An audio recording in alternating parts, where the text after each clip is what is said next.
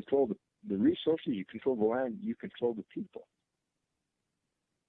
Do you think this is going to catch? Do you think, I mean, obviously yesterday we saw that fire spread, and as word gets out, do you think that we'll see a wildfire of people beginning to take this type of action? Well, this Friday at noon in the neighboring county, I think Harney County, in Jordan Valley, Bob and Helen Cabray, I'm pronouncing it wrong, I'm sure, has said that they're going to be doing the same thing. Says, media, come and watch us. We're going to do the same thing, and we got other ranchers that are going to do it with us. So these guys put this one together, and we're going to run over there and watch what they're doing. And then Tuesday, Grant County, Nexus, has reached out to us, asked us to come to meet with them, and then I think Wednesday we meet with Malheur County residents who have asked us to come meet with them. And so for 3 weeks, I think we have made tremendous progress for just 3 simple weeks of trying to hold everything together. And people don't understand behind the scenes what we're doing. We have all this land that the Federal Reserve has absorbed, and all the ranchers they have forced off. We have been working very hard in reestablishing those old boundaries of the ranch. Can you hear me, Jason? Because I have no audio. Sherry, yes, we can, but we're in the middle of an interview. We're going to have to figure it out. So just hold on for a second. No worries. Yeah. Sorry about that, Lavoie. Go ahead. No problem. So we have got almost 1/4 of those boundaries reestablished, and with the old boundaries, the old families that had them. And so that's moving along. That's a very tedious work, but we're already at 25% is what they've told us. And so, see, you'll know that when 2 steps that show that that you can measure to show that the measure of the success, by the amount of people that sign those emancipation agreements.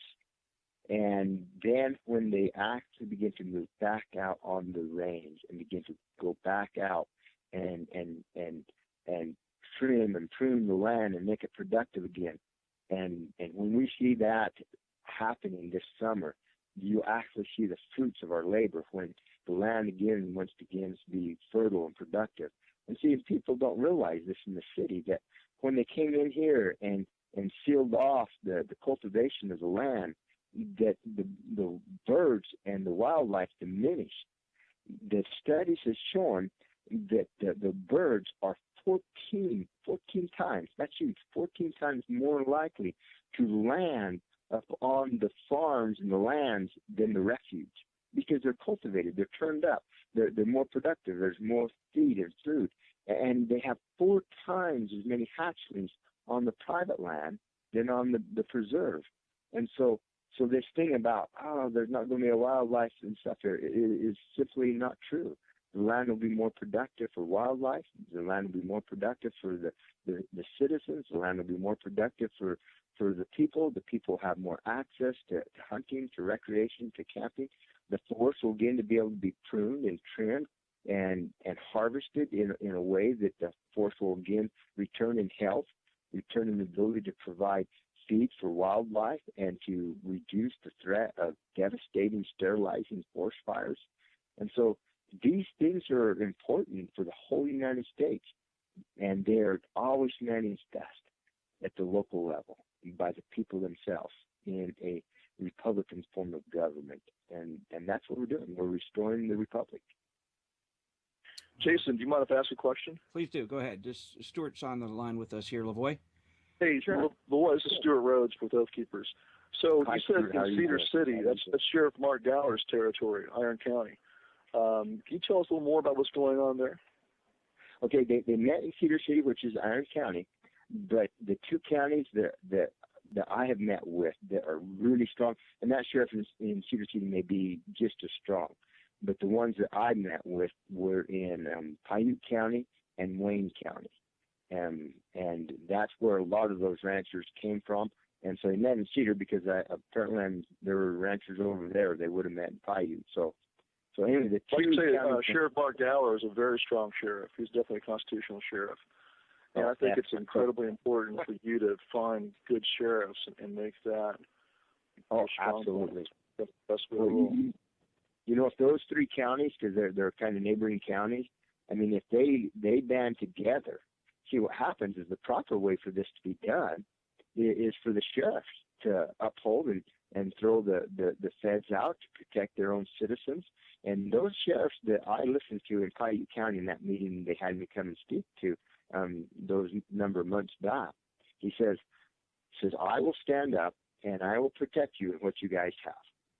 And well, that's amazing, because then he can call upon, whatever resources he needs. He can call upon the citizens themselves. He can deputize his own people, and so we're only here when a sheriff fails to do his job. Had Sheriff David Ward done his job, provided protections for his citizens here, this whole thing would not have happened. If he would have stepped in and protected the Hammonds until they had a chance to re-examine to that evidentiary hearing that was called upon to be had, a legal redress, just to re-examine it. Had he done that, we wouldn't have been here. Hammonds wouldn't be in prison, and so that's the proper way, and we're so grateful for those constitutional sheriffs. Guys, well, certainly is the strongest way to do it. Then you have what's called doctrine of imposition, is where the sheriff or the state has an obligation to stand up and protect the people against abuse by the federal government, just as the federal government is supposed to protect them from abuse by the states. Yes.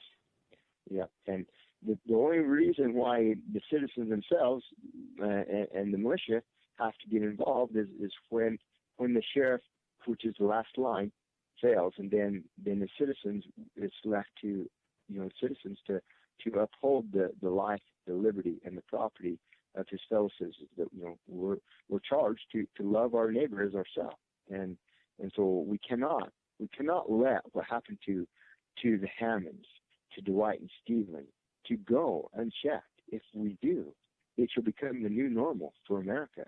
It will be a type and shadow for all Americans, that the federal government and any government may treat them in such manner with impunity. And so we cannot let this stand. How many sheriffs total do you have that are on board to stand up like that?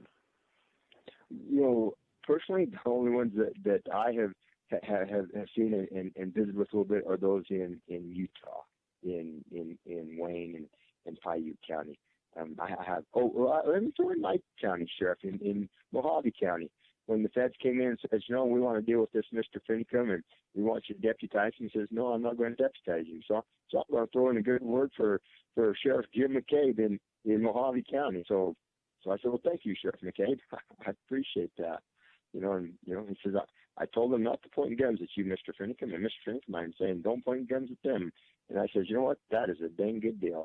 I can live with that. Don't need to point a gun if the gun's not being pointed at me, and that's the way it should be. Well, guys, is there anyone else who has questions for Lavoy while we've got him here? I know he's got a few other interviews he's got to get going for here in a bit, so let's take advantage of when we have him. Sam, do you have any questions? Well, actually, Sherry was interviewing him, and he runs a ranch in which he brings in foster children and boys that go out and learn to be boys, and I find the fact that those children got whipped off from you. When you're actually teaching kids to be people, to be humans, to be self-sufficient, they snatched them up. Why don't you tell us a little bit about that? I mean, I know we got it on video, but not everybody's seen our video. Tell us a little bit about that, little boy. Well, I have always kept that completely separate and isolated and protected, because I never wanted them to be, for their own privacy and stuff. But now that they've ripped them out of the home, I felt that it was important to bring it to light, to highlight the lengths at which our government will act in doing an asymmetrical attack upon people who are here. I am the only foster family home in the state of Arizona that has been allowed for years and years for placements, because at this high level of care, this is a therapeutic level. 2 beds is about the max.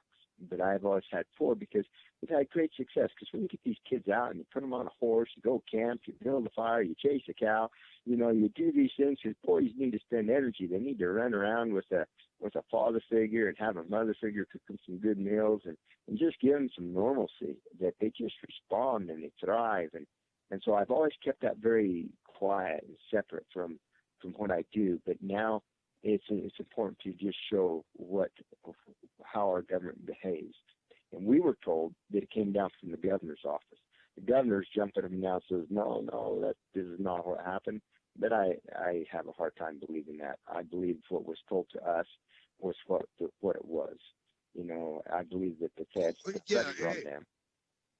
Exactly right, LeBoy. I mean, you know, what I have saw and what you were telling us, you know, just, you know, the whole point is why we're doing this on air is just, you know, I just believe in your integrity as a human being. And that's why I brought this up, you know, because it's like, you know, you're actually out there doing something when most people are doing nothing, to help their fellow man and help generations below them. Because if people like you are not teaching young men and women what you know, then we're just going to end up with a whole country of people that don't know anything, which is seriously happening right now. That's very true, you know, and to try to bring these children that have known nothing but electronics and dysfunction and abuse, and to try to bring some healing and some direction to them. It's been a great honor for me to be able to work with these wonderful boys. I probably have had, you know, somewhere between 50 and 60 boys that I've worked with over the course of my lifetime. And but I have to go, but there's something I really want to say before I go. Sure. Is that I really appreciate you guys in the media that try to get the truth out. I know that it is extremely important here that the truth gets out, and that you provide the light of day helps to provide protection and clarity to our nation, and we commit to you that we shall hold the course for you. Well, we certainly appreciate that. Sam, real quick, did you have a question before we let Lavoy go? I do. Who's that? Is that Sergeant Major? Hello, my name is Bill Cross. I'd like to speak with Mr. Finicum. Sure. Okay, Lavoy, can you hear me all right? I can, sure. Yeah, I'm in Burns and would like to meet face-to-face if I can. I'm with the Patriot Railroad and would like to speak with you. Wonderful. That would be wonderful. They have my phone number here. You know, tomorrow. I'm in Burns. I can be out there at the refuge in about a half hour. Oh, sure. Go ahead and come on out, and just call me when you leave and give me kind of an ETA. And I do have some other news. We'll be out of here in about 3 minutes. Okay. My wife was just come to visit me, and she's about ready to hit the road and head home. And I got a couple other news people that are sitting here, but come on out. I got one place to get out of the snow and sit down. We can just sit down and visit with each other. And could you give me your name one more time? It's Bill Cross, C-R-O-S-S. Oh, Bill Cross. All right. All right, Bill. Thanks. Excellent. Yes, and thank you very much. We'll see you shortly. All right, thanks, Bill. And thanks to all of you, Jason and Nighthawk and the rest of you. I really appreciate your coverage of things. Well, Lavoy, we appreciate you coming on. Thank you very much. All right, thanks a lot, LeBoy. I'll give you a call tomorrow to do a sit rep too. Okay, thanks. You know, at your availability. So. All right, guys. Thank you. Sorry about that, Sam. I was trying to get you in there. I don't think the other people heard that you were jumping in there, so I apologize about that. Oh, we might have lost a few people here. Well, I'm still.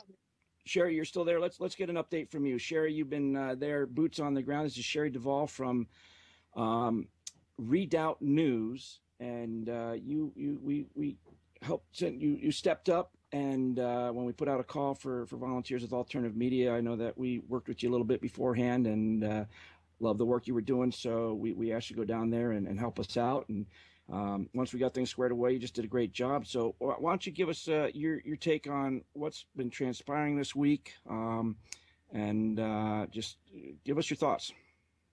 Absolutely. I spent a lot of time with the people in Burns and out at the resource center.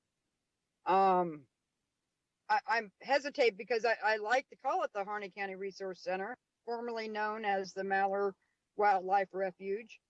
But I don't know what you prefer. As the people at the refuge, they're completely transparent out there. And that was something that impressed me more than anything else, is nobody hesitated in talking to me about any subject. And transparency obviously breeds trust, and I felt very comfortable out there. In town, however, it's everybody is a little bit on edge. I spent quite a bit of time talking to the residents. Most of them have not taken a position on whether or not the occupiers at the refuge are in the right or wrong in how they did it, but they are very grateful that they've been given a voice that they didn't have before. The pendulum is swinging away from the local authorities and into the camp of the people defending the Constitution. It makes a big difference to them, and they are quite upset at losing their freedoms. And that's exactly how they see it. They realize that they have lost a lot of freedom, and they want it back. I think you're going to hear their voices more often, much louder. Absolutely. I think we got a caller that came on. Caller, do you have a question for us? Yeah, I just wanted to mention an article. I'm just going to read you the headline. It's on IntelliHub.com. That's Shepard and Bellis. Clinton Foundation took massive payoffs, promised Hammond Ranch and other publicly owned lands to Russians, along with 1/5 of our uranium ore. And the governor is also mentioned in the article. I think it's something that people should be talking about, and if it's not being talked about here, it's not going to get talked about.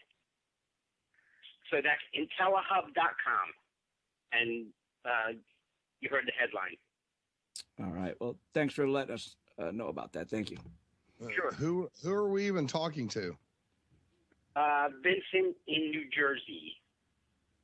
That's in New Jersey. All right. Okay. Great. Thanks a lot. Sure. Please follow up on that.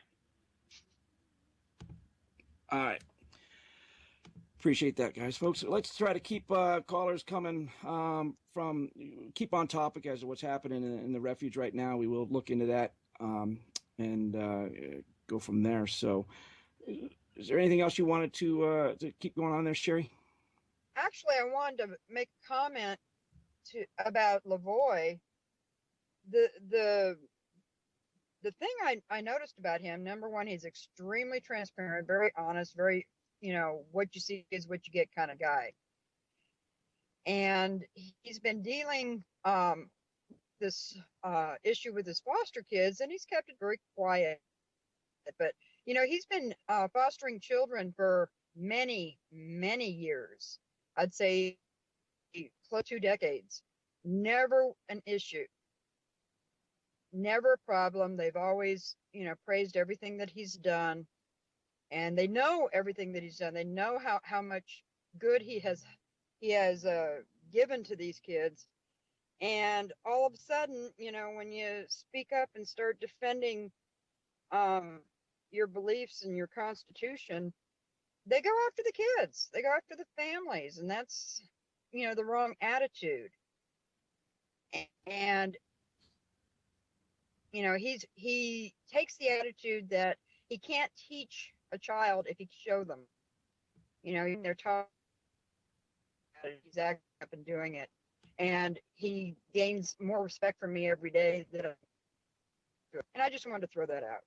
Right. And I think really the most important thing that we got there was, these counties where the sheriffs are stepping up and you've got the ranchers taking the stand. Folks, that is huge. That brush fire that's getting ready to be lit there is going to go out once this thing is done here in Oregon, and eventually it's going to be done.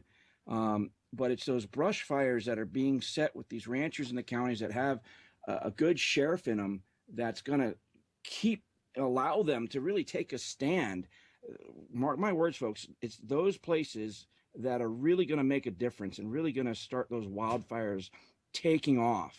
So I think, that was very, very important what he's talking about, because, again, it's this is going to come to an end at some point. We don't know how it's going to go. We pray for it to end peaceably and as well as it can. But the future is going to lie in those counties where those guys are taking a stand and where we have the good sheriffs. And we've really got to focus on those strong counties and make that a game changer. Stuart, I think you've got you were just texting me on that a little bit. Chime in on that. Yeah, that's exactly what the bad guys fear the most, is a constitutional sheriff that stands up with a united community behind him, because now you've got max credibility and unity in the local community, and that sheriff has his own constitutional mandate under his own oath to defend the Constitution. And so they don't want to tangle with a sheriff like that. Every time a sheriff has stood up, including Mark Galler in Iron County, Utah, that's why I asked him about him. Sheriff Galler, for example, we had the EPA coming in and trying to shut down farmers who'd been farming for generations because they supposedly were infringing on prairie dog habitat, as if the prairie dogs aren't, you can't get rid of prairie dogs. They're all over the place. So Sheriff Galler stepped in and said, "You're not doing that in my county," and they backed off. And every time a sheriff has stood up like that, they have backed off. They don't like the optics of going up against a duly elected sheriff who's standing up for his people. So that is the best way to shift this fight out west. And this is really the only objection I've had to this from the beginning as a matter of strategy and tactics. The right way to do it is to go find a county where you have a good sheriff, have ranchers there stand up united, and make that your strong point, your focal point, to show how it can be done, and then spread it from there. And certainly where the sheriff's not standing up, like at Bundy Ranch, for example, or in Josephine County, or heck, even in Lincoln, in Montana, you do have to defend individual ranchers, but you've got to have at least a rancher who's willing to stand up, and ideally a sheriff. That's your best focus. So my recommendation now that you see the response the feds have had to this, where they've got hundreds of officers now in town, my tactical recommendation is to shift focus to a strong county, have a sheriff stand up, and start that brush fire there and let it spread from there. Well, let's see if that happens. It sounds like the potential's there, the spark's there. So we'll see what's going on. I'm concerned about these folks on the refuge not understanding what's possibly coming their way at the ground level right now. And of course, we have concern for kids being there. I think it's not a good idea at all to have children in that refuge. You can look back at the history of the federal government, Ruby Ridge and Waco being the two, most recent examples. It's not a good place for kids to be. And I understand that they have faith in God to protect them, but so do the Branch Davidians. And I think it's best if they get the kids out of there, just in case the feds start to play nasty. And I would really recommend, there's a really great documentary on the Waco incident, breaking it down. The narrator is an ex-FBI agent. It's on the Oath Keepers site. If you go to oathkeepers.org, scroll down a little bit, it's still on that front page. Take the time, it's about an hour and a half. Take the time to watch that documentary, and you'll realize very quickly that if they're willing to do it then, there's no question that they might be willing to do it now, especially with the legal climate, how it's changed and everything's in their favor now. Go out there and watch that, read up on Ruby Ridge. Both of those could have been avoided. They needed the funding. They needed the optics, and go do the research. Well, why don't we take some calls? If you guys want to talk with Stuart Rhodes, with Sherry, myself, give us a call. It's call-in line is 310-421-4053. Again, that's 310-421-4053. Let's keep it on topic of what's happening in Oregon or the land issue rights surrounding it, and we'll go from there. While we're waiting, I can let you know some of the other things that some of the residents in Burns are feeling right now, or at least as of the time I left. as far as the constitutional sheriff's situation, they feel like their sheriff has, well, I would say at least half of the people there are indicating they feel like the sheriff has actually been stripped of his power by the federal government. They don't necessarily see it that he's willingly given it up. They feel like it's been taken from him. And that issue needs to be addressed in Burns at one of their meetings. And they need to step up and discuss that with the people so that they understand exactly what is happening out there. Absolutely, and of course, that's not the case. We've seen the interviews where Ammon has gone up and asked the FBI 4 times whether or not the sheriff had given them permission to be, performing law enforcement functions within the county. So yeah, that is it is a key issue. Absolutely, and whether or not they're saying one thing, like I say, a lot of the people indicated that they just don't feel like he can willingly say it's been stripped of him. There's a lot of fear running through Burns right now, fear of retaliation mostly. They feel like if they step up and say something, bad things will happen, whether or not they're government employees or private employees. That makes no difference to them. They feel like it's going to happen. So they see it sheriff as well. They feel like he's in the same position as they are. So like I say, they should definitely address that soon. Yeah, and understand there's a huge portion of the population there in the county and Burns work for the federal government, and by working for them, they have to sign a contract stating that they're not going to speak out against. It's issues that are brought up on the public safety committee meetings that I had attended, brought up by many of the citizens saying, hey, we feel like we can't even, voice our First Amendment rights as to what's happening here because we are, and really there's some of the only jobs that are out there. It's a false economy. And again, this county used to be the most prosperous county in the state, and one of them, and now is one of the least prosperous. It's a false economy. Everyone works for the government. Everyone works for the BLM, and thus they're afraid to step out of line. So, absolutely. We covered a rally last week. It was a small rally, a couple of dozen people coming out onto the street corner holding signs, but they all felt the same thing. They felt like they had been stripped of so many of their constitutional rights, but only a few of them were willing to speak up because of the retaliation fears. Absolutely. All right. Well, Stuart, is there anything else that you wanted to add to things today? I just want to reiterate our position on this.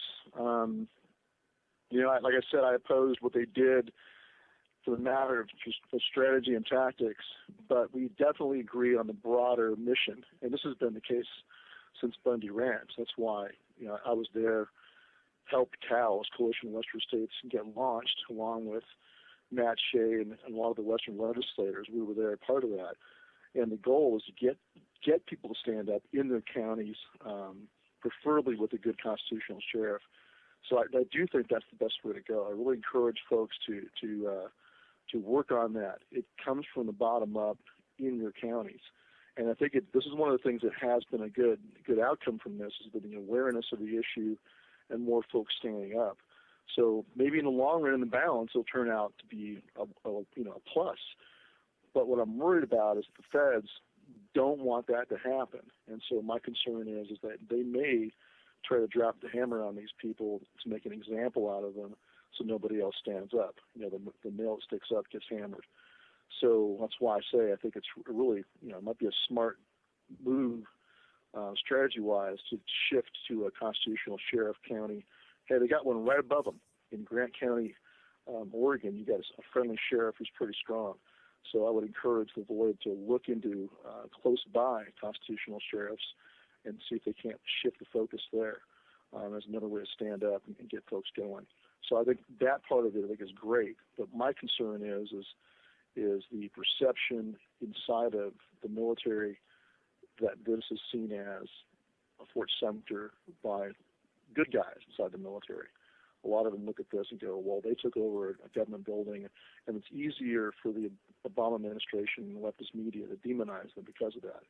So, I would encourage them to think about that strategy-wise and think, well, are we reaching the point of diminishing returns by staying here on the X? Should we shift over somewhere else? And hey, even finding a private rancher, even there in Harney County, who's willing to host them might be a smart lateral move. So, of course I'll get attacked for saying that, but you got to think about what you're doing and not just be, you can't just scream Wolverines and say we're going to take a hard stand. You have to think about it. So I do commend them for going out and finding good sheriffs and ranchers who are willing to stand up. I think that's the best way to roll.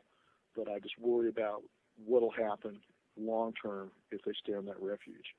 I think the FBI will at the very least cordon it off. I don't think you're going to let them come and go freely. At some point, they're going to close it off, and they now have the assets in place to do that. And then the question is, does it go like the Freeman standoff, long and drawn out, or does it go like Waco? And if it goes like Waco, it's going to blow up on our faces. So we just want to see this end peacefully either way.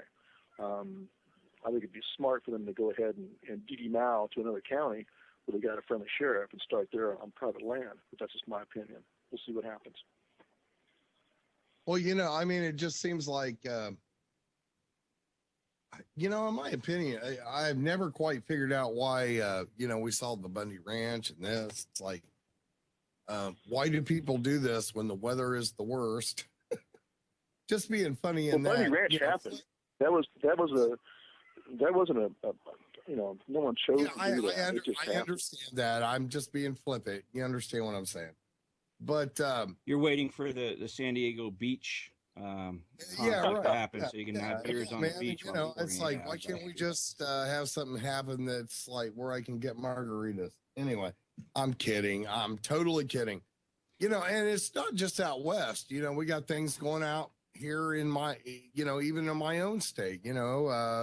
Jason was in here with Denny Pyan and all these people that are down the road from me, and I kept telling Jason, hey, come on over, have some dinner. But he got too busy. This stuff happens everywhere. It does, but there is a bit of a divide when you get to the land use issues. Really, from the Mississippi kind of divides the country, and on the West Coast, the West side, everyone understands a BLM land grab. On the East, it's more the coal miners. Alan Larderi and all those good coal miners out there, and the whole coal system's been shut down. It's all part of the same agenda, but really, you talk about land use issues to someone in Manhattan, and they look at you like you're from another planet because they don't have a point of reference on it. Right. I talked to you about this before. Me and my wife discovered one of the strangest places I have ever seen. I want to get back over there with Denny and actually document what the hell is going out there with the mountain with the iron doors and all the antennas on top. I've just never figured, we were just wandering around. Me and my wife used to get in our car and just go driving. And we wandered up on this place in the middle of ass nowhere in Denny's country. Just outside of his town.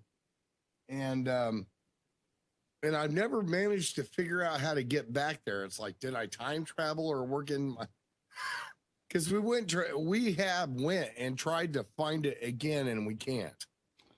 We actually went and found it, and there was something there. It was covered up. There was some air ducts and whatnot, but who knows? Could have been old mining. It could have been anything, but it could have been something weird too.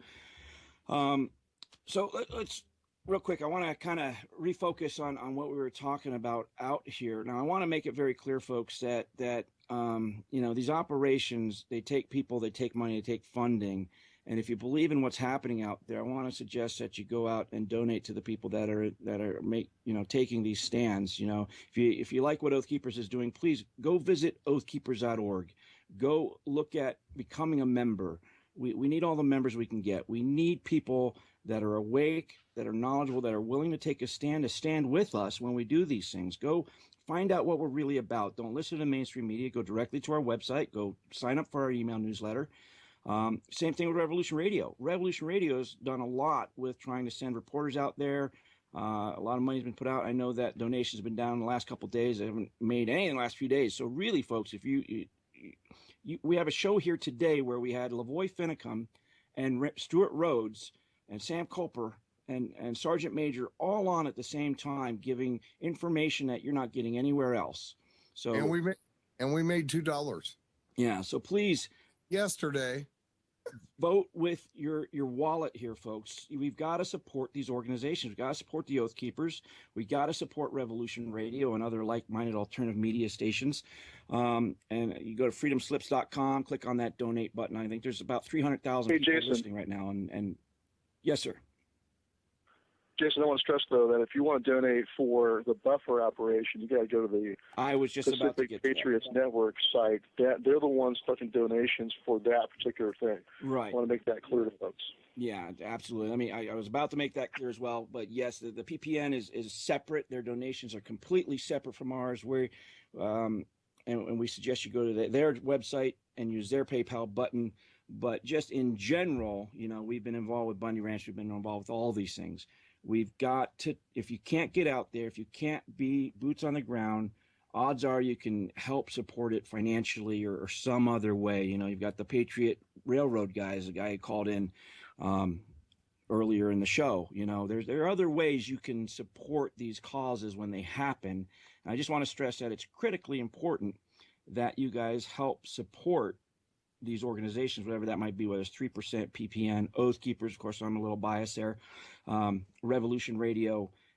We really do need to, people think that, we're just able to do this, and it takes a whole lot of resources. There's a whole lot of stuff going on in the background you never even see. So, Right. But another thing to stress, though, is that the most important thing listeners can do is to go outside and go next door and talk to the neighbor, start a neighborhood watch, start organizing their communities for mutual aid and mutual defense. That's where it really is. Because when the crap hits the fan nationwide, no one's projecting out. You're a fool if you think you're going to be able to go to some other state and do something. You're going to have your hands full of where you're at. So get your own AO squared away. That should be your number one priority. absolutely. And, we've got our community preparedness teams. I'm sure the 3% have something like that. You don't need to be a part of an organization. You just go talk to your neighbors. And that is absolutely critical. I learned this morning, believe it or not, it was in church. Most, well, I don't know about most, but a good bit of our congregation had never read the Constitution. They didn't understand what it said as far as this issue goes. They didn't know that the federal government is not allowed to own land like this. So that's another thing that people can do, is they can start sharing their knowledge of the Constitution and copies of it. And so it will make people aware of what rights they have that they never realized that they did have. Absolutely. And I also wanted to thank Stuart. His leadership in this has been quite awesome. It's been done the way it should be done. Oath Keepers have they've not been making the headlines, but they've been doing it the right way. They've been counseling people in the way they should be done, and they've been had their presence in Burns the entire time, and it's been more than appreciated, their presence there and their guidance and their leadership. And I just wanted to thank you all for that. It wasn't noticed just by me; it's noticed by a lot of the locals. Well, I appreciate that. Idaho 3% PPN has been doing the lion's share of the work down there. We're just supporting them, what they're doing. So, that's why I said Sergeant Major Santoro. He's the right, as Jason said earlier, he's the right guy for that job, being on the ground. He just, oozes authority, or not authority, but competency and credibility. And leadership. I think that goes with the FBI too. He's an old sergeant major, so it's kind of hard to not give him the respect he's due. I think it makes a big difference. For those listening that may not know what the rank of sergeant major is, what accomplishment that is, explain that one, Stuart. What is a sergeant major? Well, it's one of the highest non-commissioned officer ranks in the U.S. Army. It's very rare. And actually, he was an instructor at the sergeant major school. So he helped create more sergeant majors. But here, it's a very rare rank for someone to attain. It's way up there. It's kind of like being a general on the officer side. So if you're a sergeant major, it's quite an achievement. So he started off in infantry and then OED, dealing with explosives. So a lot of credibility, a lot of experience, and he's a really calm, collected person to have on the ground. So it's a good addition to the PPN team down there, which is why I sent him. Jason, I've got to go, unfortunately, but I want to thank everybody for having me on, and we'll chat again. Well, we appreciate you coming on and giving us your insight into what's happening there, Stuart. Thanks again. You bet. Bye. All right, folks. He really is a great guy. Very level-headed. Well, and a lot of people don't realize, he really tries to shy away from being in charge of things, especially, in Bundy Ranch and whatnot. People want him to take command, and he wants local people, local leadership, the guys that are in those communities to step up and do that. And that's, why we see, the different counties, 3% and whatnot, those local people really kind of stepping up. So, and he's a lightning rod. So there's a whole lot of, anytime he puts anything out, you've got these trolls and whatnot that just, put out all kinds of crap that isn't true. And part of my job is to go out and counteract a lot of that. There's entire CNN stories that have been put out there that they completely fabricated, didn't check anything. We do have a media contact email. We've got different phone numbers people can call. We've got people like me that, they'll come and fact check with. As a matter of fact, since I've been working with Oath Keepers, the only publication that has called to do a fact check has been Rolling Stone. And that's because after they dropped the ball with the college rape thing that wound up all being false, they fact check absolutely everything now. So, and even then, a lot of the stuff that I had corrected her on didn't make the story. So I would say, if you want the real information that's coming directly from the different organizations, you need to go directly to their outlets. So if that's, the people on the refuge that are now calling themselves the the Citizens for Constitutional Freedom, they have a website. You can go there. It's www.c4cn.com. If you want to get a hold of the information coming out from the Pacific Patriot Network, which is, for those that don't understand what that is, it's an umbrella organization that includes local Oath Keepers to the Pacific Northwest, 3%ers, and other militia and like-minded groups that have come together when these types of operations happen. It's never just one group. It's never just Oath Keepers or 3%ers. It's too big of a thing for just one group to handle. We could never do it. We would fail at everything. We have to work together. So we're using these umbrella groups, and really the Pacific Patriot Network is kind of the first one. It was the leadership of Josephine County, Joseph Rice, and Brandon Curtis from Idaho 3%, and Brandon Rapola, who's our Oregon CPT lead. So, you had guys that are very heavily involved in their own local organizations coming together to create a leadership structure for when these type of operations go live. And, we have intelligence aspects, we've got security aspects, we've got communications aspects, engineering, everything you'd see in a military. We have those types of teams that are working in the background all the time. So it's really quite a thing to behold. And a lot of it we don't talk about, because we're not going to, there's a certain amount of operational security that we can't get out there. So anyway, yeah, so let's, we got 40 minutes left. We'll just kind of freeform it from here. We'll go ahead and take questions out of the chat room, take questions from, if there's any hosts that want to get at it on Skype, or you want to call into the call-in line. Again, we'll try to keep it with land right issues and what's happening. We've got about 20 minutes. Actually, go for it. Let me do a network update. Okay. So 2 days ago, we, and I'm not going to go into any kind of details, but I started with Jason and Sherry, Readout News, started digging into some information, and we discovered some stuff. I'm not going to go into any details, but I want to let you know that this happened. All right. So we started digging into some stuff and we discovered some things that I don't think we were supposed to discover because it was in the process of being purged from legal records. Immediately after that, in the morning, I have 6 fiber circuits here for my full 300 megabyte fiber. And that morning, all of them went down except for one. I don't know how they missed one, but it's intermittent at best. And they took down those fiber circuits, and Windstream has been very reluctant to come fix this. They keep saying it's because of the weather. The roads are fine. The roads are fine unless the guys just don't understand going out in the cold, but the roads are fine. I went down to my own CO, which means central office from the phone company point of view.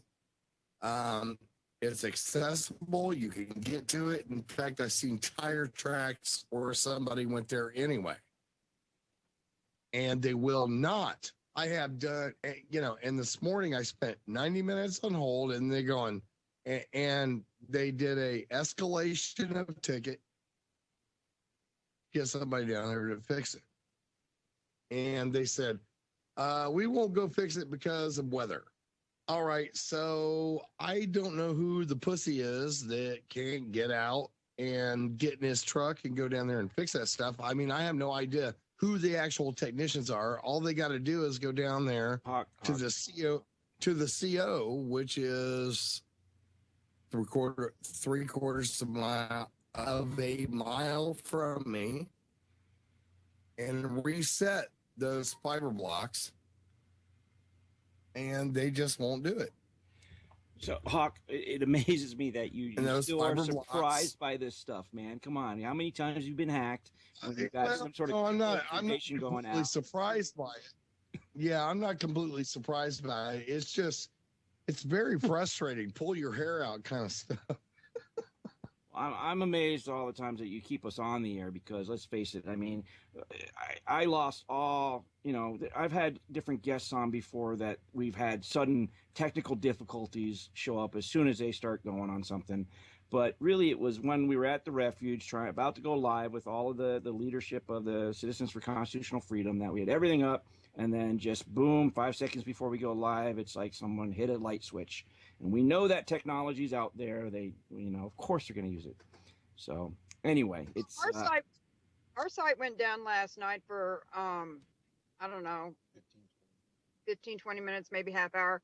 It could be that we were so overloaded with people looking to get the information that it crashed it. I don't really want to say it's a conspiracy theory type of thing, but I'm finding that a lot of people that are reporting on these issues, they're having technical issues. Like I say, whether or not it's being hacked or whether or not it's just being overloaded with people trying to get the information, I don't know. I'll say I'm a conspiracy theorist, and then I'm pretty sure we are at times hacked. Oh, actually, I know for a fact that that most of my circuits got hacked and shut down.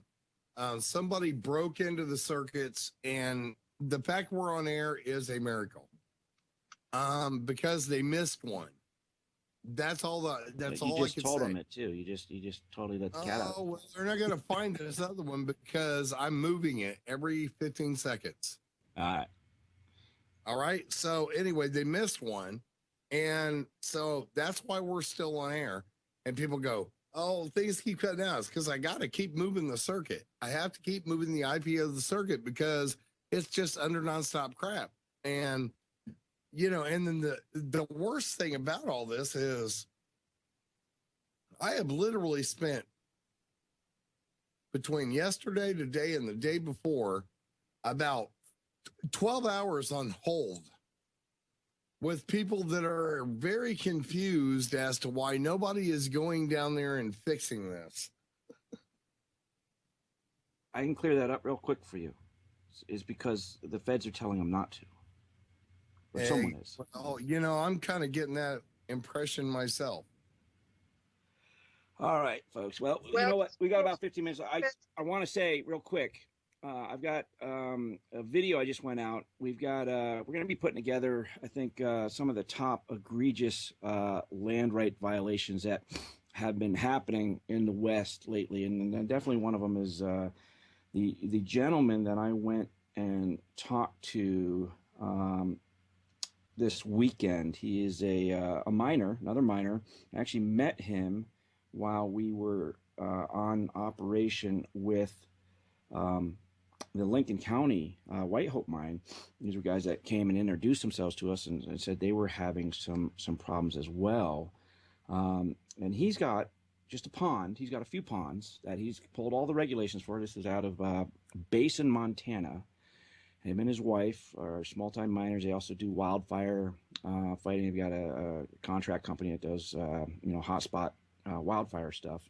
He's got 3 ponds that there's a couple different people that I'm going to be putting their names out there when I break the story, but that have just been giving them all kinds of trouble. And they've fabricated evidence. They tried to convict him of putting dredge material into the waterways. And this is the same EPA that just destroyed that river in Colorado. And it's definitely, this doesn't connect to a waterway. They actually went out, took one of the hoses off their fire truck and tried to drain the water out to the waterway and videotaped it, and fabricated evidence came up in court. And it's just crazy. So I'll be breaking that this week. I'm going to have some video, audio clips that we'll be doing next week. Hopefully have him and his wife on the show as well. And we'll have updates from Oregon as well. Actually, we just got on the call here, Daniel Bregman, who is the owner of Numana Foods. How you doing, Daniel? Hey, doing great. Great to talk to you, Jason. Yeah, as I said earlier, Numana Foods is one of the sponsors of the show here. And we're just about to launch a new website, oathpreppers.com, where we're going to be able to do that. So, yeah. What do you got? What do you want to talk about real quick here, Daniel? We don't have much time. Well, I just saw this caller. I just want to get back into you and just say hello and how excited we are to be involved with you and just really looking forward to a good relationship and helping a great audience prepare the best we can. Absolutely. Well, again, the website's going to be, it's not up yet, but I think it'll be later this week. I'll put a big promo push out when it is. Next week. Absolutely. Next week it'll be just a couple other things we'll go over early next week, and we'll be ready to go. And it's going to have some unique features too, folks, because a lot of these times people want to send food to these operations, like what's happening right now in Oregon, and unless they know someone that's involved with the Pacific Patriot, not Pacific Patriot now, I'm sorry, the Patriot Railroad. It can be very hard to do unless you just truck it down there, and then there's a lot of issues. Well, we're going to have something set up that if you want to donate food, there'll be an option right on this website we're creating where you can donate food to the operation, and will just be delivered straight to them. We'll, working in conjunction with the people there. So anyway, thanks for coming on real quick, and I'll talk with you later, Daniel. Thanks for calling. All right, we got everybody closed in. That was last night's sit rep. We started the night with tonight's situation report out there. We had little boy Finicum and everybody else. How you doing, Jason? I'm doing pretty good, Hawk. How are you doing, my friend? Not too bad. We were teasing each other a minute, but a minute ago. Hey, you gotta have some humor, man. Yeah, gallows humor. Otherwise, you're just gonna go crazy. That's what I keep trying to tell everybody. Let's have a little fun, because what is genocide without a little fun? I'll tell you, have you seen something that's fun and yet still kind of makes you do a little face palm? Did you guys see the video put out today by? I don't even know if the guy is associated with the folks over the Citizens for Constitutional Freedom over there, but it was filmed right outside of the gate there. And I'm going to give you the link here, but it's a guy that looks like he's claiming to be Chris Christie, the governor of New Jersey's brother, big, large gentleman in a diaper, basically a sumo thong. Okay. challenging Governor Christie to come out and do the sumo wrestling thing with him for 10 rounds. And if Chris Christie wins one of them, he says, "Oh, I'll go." But if he wins all of them, well, then, yeah. So it's gallows humor, but at the same time, guys, you got to keep your messaging consistent, straight, serious, and professional. Well, it just seems like politics these days is entertainment anyway. Yeah, right? Yeah, it really does. Here, I'm going to go ahead and let me get this over to you just so you can see it, because it is definitely a sight to behold. All right. Do you want to do video? We've been doing no video for hours. You want to do some video? Yeah, I can do some video. All right, throw me your video. I'll copy it in and put it in, and then put my own video in, so people can tease me at just what an ugly son of a bitch I am. Well, you make me look better looking. Yeah, see, that's how that works. Thank you very much. Thank you very much. Who else is going to give you shit, Hawk? No one else in the station is going to give you shit. I'll give you shit, though. Oh, that's cool. That's cool. All right. So anyway, what's been going on? What has been going on?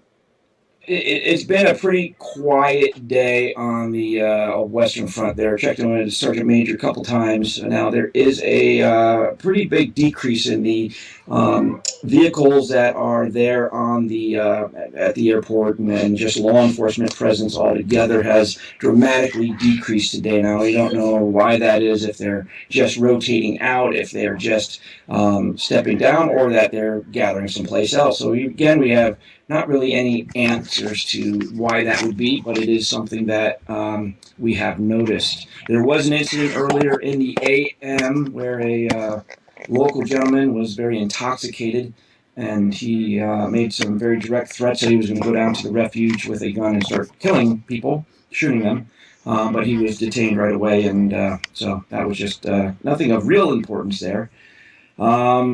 Now, Lavoy Finicum, who we had on the show last night with Stuart Rhodes, we had talked with him about possibly some options to get folks off of the refuge there and maybe over to one of these counties that we've been talking about in Utah, where the sheriffs are so friendly, and not friendly, but good sheriffs, constitutional sheriffs, and willing to take a stand with some of the ranchers that are signing this agreement to go against the BLM, to no longer be a part of that system. So, it was suggested, well, why don't we move you guys out of the refuge and get you into one of these counties, and where you can continue to do this work. But Lavoy, of course, put out I don't know if you guys saw it, put out about a couple hours ago, video stating very clearly and unequivocally that they are not going to be leaving anytime, and that those buildings will continue to remain not the property of the federal government. They will no longer be such. So I've got to respect the man for his convictions, and Lavoy I consider a friend. I think he's a good stand-up man. He's a good guy. Truly believes in what he's doing. Yeah, he's definitely a good guy. I found here. Look, I got my hat on. Oh wait, you can't see me. That's right. Anyway, I got my Outback hat on. I was gonna put on my sombrero, but I figured that pissed people off. I didn't wear my cowboy. I just wore my Oath Keeper's hat. Well, you need to mail me one of those. I got an extra one. I will. I will mail you one of my hats. Mail me one of those. Anyway, right. I was talking to Lavoy earlier, and then we got to talking about the fact that the sheriff and the judge, or not the sheriff, the judge canceled the town meeting tonight. Yeah, he did. He did. I have a solution for that. If anybody wants to pay attention or listen, I doubt anybody will, because it always seems like I'm always talking and nobody's paying any attention. But anyway, as a lifelong, I spent 25 years on the road as a musician, and whenever we would run into an issue exactly like they're running into right now, we would call a tent company. And there are a lot of tent companies. They do this kind of stuff for what company? Tents. Big tents. Spell it. TENTS. Tents. Okay. Tents. like circus tents. Right. Yeah. And there are several companies out there that actually do this, and they heat them. They have gas heat, blast furnace kind of gas heat in there, in which, I grew up in a religion that actually used these kind of companies. They would come in and set basically a 3-ring circus tent up and heat them, late November, and to do their like an old school revival type. Like the revival stuff. So, there are a lot of these companies out there that you could find, and, I'm sure they're funding. Listen, I have got to be sure that the country and the Patriots are funding these people, and they have to have the funding, or I've lost my mind, to actually bring one of these tent companies in and do an actual, real community meeting right there in which everybody can talk. That's not a bad idea, actually. That's something that may happen. Now, I've got some news that I don't even know if I'm supposed to say this or not. I'm going to go ahead and put it out there and I'll preface it with, we're working on it and we're trying to make it happen, but it looks like I may be heading out there again, not this week, but next. And I will be joined with my friend and kind of rock star in the Liberty Movement, Jordan Page. I don't know if you're familiar with him, but he's a musician. Yeah, I heard does all the big Liberty Fest and whatnot. He just has a big Arm Yourself single drop over the holidays. But he's thinking of going out there to do a quick musical concert for the guys. Maybe get a tent for that, and there will at least be a PA system there for that. So, that could definitely be used for public meetings. But yeah, that's a good question. Why don't they just use, since it's now going to be the Community Resource Center, they just use that for it? Well, there's politics of not going there. Yeah, me and Sherry were talking about it, and she's looked at all the buildings, and none of the buildings were actually built big enough to do anything like that. And I'm like, well, they're all used to the cold. Why not? They've got some garages out there that might be big enough. There were some garages that were pretty big, like big multiple garages with large equipment. Right. Well, kind of the point she was trying to make was, maybe the buildings that were big enough are too full of stuff and all that kind of stuff. But, and I'm like, well, let's just bring in a circus tent and heat it and bring everybody in. The sheriff from the county next to them and the California sheriff have both said the same thing. Let's end this. Send the Hammonds home because they're political prisoners anyway. There's a lot more sheriffs that are going to be coming out here very soon to continue that message. There's a lot of sheriffs beginning to step up to say, it's not right what's happening. Let's figure out a way to end this peaceably, that we have no loss of life, that we just, they realize what a predicament it'll be, what will happen if this ends in a Waco. That's not good for anyone, folks. We're looking at really bad stuff coming our way if this ends in a massacre. And I don't think this is going to end in a massacre. I think they learned, they went through so much, the FBI and everybody, they went through so much bad press, with Waco and Ruby Ridge. I don't think that's how it's going to end if nobody acts stupid on the compound. I pray you are right. I hope you are right. And I definitely see. I don't know where it's going to go. I honestly don't. I don't know if it's going to just put them off and try to just wait it out. Yeah, we can't know where it's go. We can't know where it's going to go. But this is one of the reasons where Lavoie agreed to do a daily sit rep with us, because the media is leaving, and if anything is going to happen, now's the time for it to happen. And I've been looking at, I get, Google Earth up, and I've been really investigating all of that area. I found a place, the intelligence we were talking about yesterday with the guys in the snowmobiles. There's a there's a place 18 miles north of them that is a perfect place for those guys to go. It's 18 miles away, and snowmobiles would be perfect. The boy goes, well, then it's a good time. It's a good thing that the snow is melting. Well, there you go. Yeah. Again, it's just it's so hard to know because we know that they're ramping up their presence. We know that they're but then again, we're seeing that today. It's hard to know what they're playing. I don't even think they know what they're going to do at this point. No. I think they know if they do something stupid at the refuge, someone starts shooting a gun or something. Well, sure, they're going to go do something about it. But Yeah, if it remains calm and peaceable, I don't think they even really know how to game this out. I honestly don't think that's going to happen. I think they're waiting for these guys to peter out. But there's another county right next to them. They're actually want them to come over there in Grant County. And, right? Yeah, I saw that sheriff's interview. Yeah, and I think Lavoie and all those guys, if they can get everything worked out, and I think a tent revival kind of thing that's heated for all that could get that community to the point that they would start actually occupying that place themselves, and then these guys could lift roots and move to the next problem. Because we discussed this earlier. I mean, it's way, these guys can jump up, and move fast.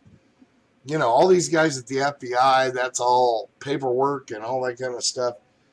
They can move way faster than the FBI. So, it's like, in my opinion, I think they ought to just get it done, then get it to the community, let the community take over the center, and then get up and move to the next place. And we keep starting these bonfires all over the country. How could the FBI or any of the LEO even try? Well, I really think that we saw the most important thing transpire yesterday when these ranchers, it was just started off as Lavoie was telling us on the show last night. And for those of you who didn't have a chance to listen to it, I've got the video rendering right now. But a 2-hour video takes a while to render. So tomorrow morning I should have it up, and we'll get the link up on Revolution Radio and all the other sites. So we'll get that out to you guys if you want to hear it. But the point is, these ranchers came. There was just one of them that was going to sign this agreement to no longer be a part of the BLM, and he had a sheriff in his county who's going to back him. So, but that just during the period of time that guy signed this document, another rancher said, you know what, I'm going to do it too. And then another, and then another. I mean, it literally was like a fire starting. And now we've got, two different county sheriffs in Utah willing to stand up and protect these guys if they, people who are taking this stand. That is the future. That's how we take our country back. So, and it really is, that I think is the biggest thing to come out of this week, that if we can get that moving, it's going to be amazing. Yeah, exactly. I mean, taking our country back is not going to be an easy thing. People are waking up now. And I'm not, a lot of people go, I run a station that just covers everything, UFOs to, crystals, make everything okay. But, when we really think about what we're talking about is, the wake-up process now, as into our government and the politics and all that kind of stuff, which is actually my interest, is really starting to kick in, and the veil is starting to come off. And I think it's starting to concern people, and I can say I'm pretty sure it's concerning people due to some issues I had to deal with this weekend when I got a tap from the NSA over here on my network. Really? What? Tell me about that. What happened there? Well, I told you earlier. I've already actually. Okay. Yeah, you're talking. Yeah. NSA gave me a network tap. Here you go. This is how it goes if you get too close to the truth. And and I'm sure that will continue. But there just comes a point when we have to decide what exactly is it we're going to do. And I have backups, by the way, folks.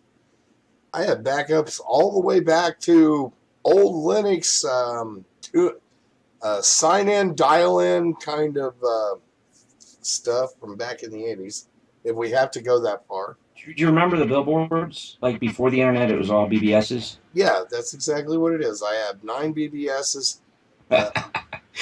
We're showing our age here.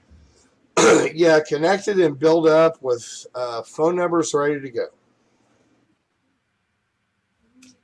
Awesome.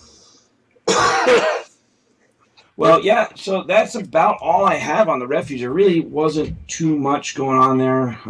Again, we're kind of in this waiting game, trying to see what's happening, trying to figure out what's going on. We're monitoring things. There wasn't any big activity as far as, lots of aircraft or suspicious stuff. So really just kind of a quiet day, other than the guys there making it very clear that they are not going to, while they respectfully thanked us, those people that were advising them to maybe make a lateral move to a secure county where they would have the protection of a sheriff. And then, they would also have support of these, some of the national organizations, 3% Oath Keepers, whatnot. We'd help facilitate the security of a move like that. But they made it very clear that, they believe in what they're doing and they need to stay there, and that's what they're doing. So, again, I respect these guys. It's not necessarily the actions I would take, but these are guys that I've stood shoulder to shoulder with since Bundy Ranch on, and they're good patriots. They're good guys, and they can make their own decision.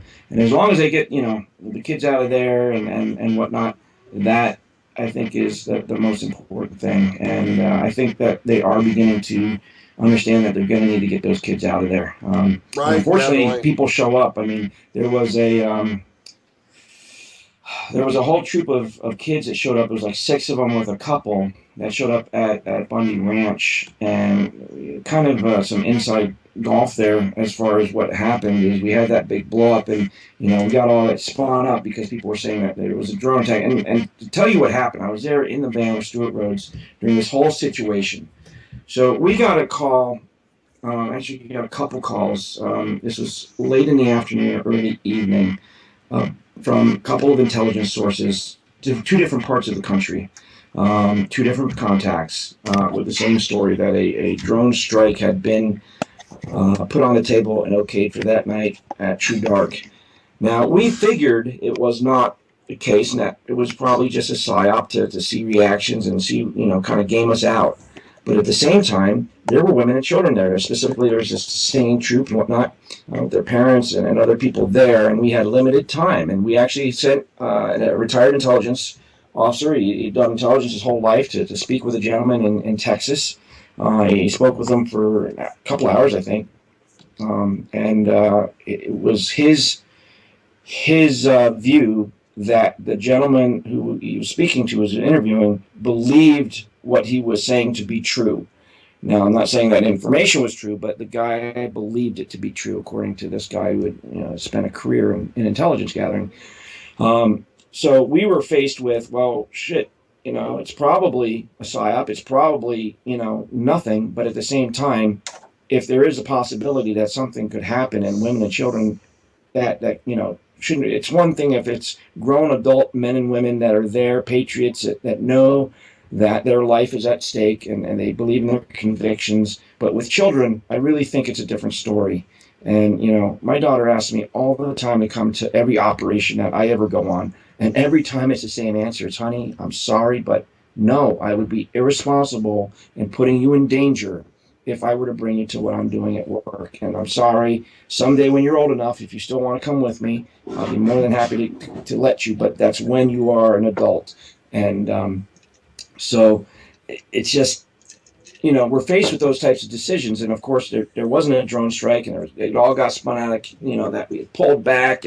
And we didn't pull back. We got off the X. The way Bundy Ranch was, it was basically a kill box where they had everyone stationed. They didn't allow us to dig in. It was just like a quarry, like a pit, literally, where people were staying.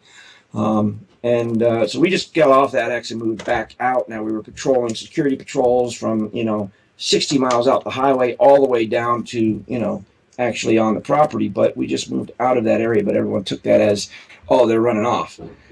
But we did try to get the women and children out there, and we told them, look, guys, we've gotten this report, and we think it could be credible. We don't think it's necessarily going to happen, but we don't think you should take a chance.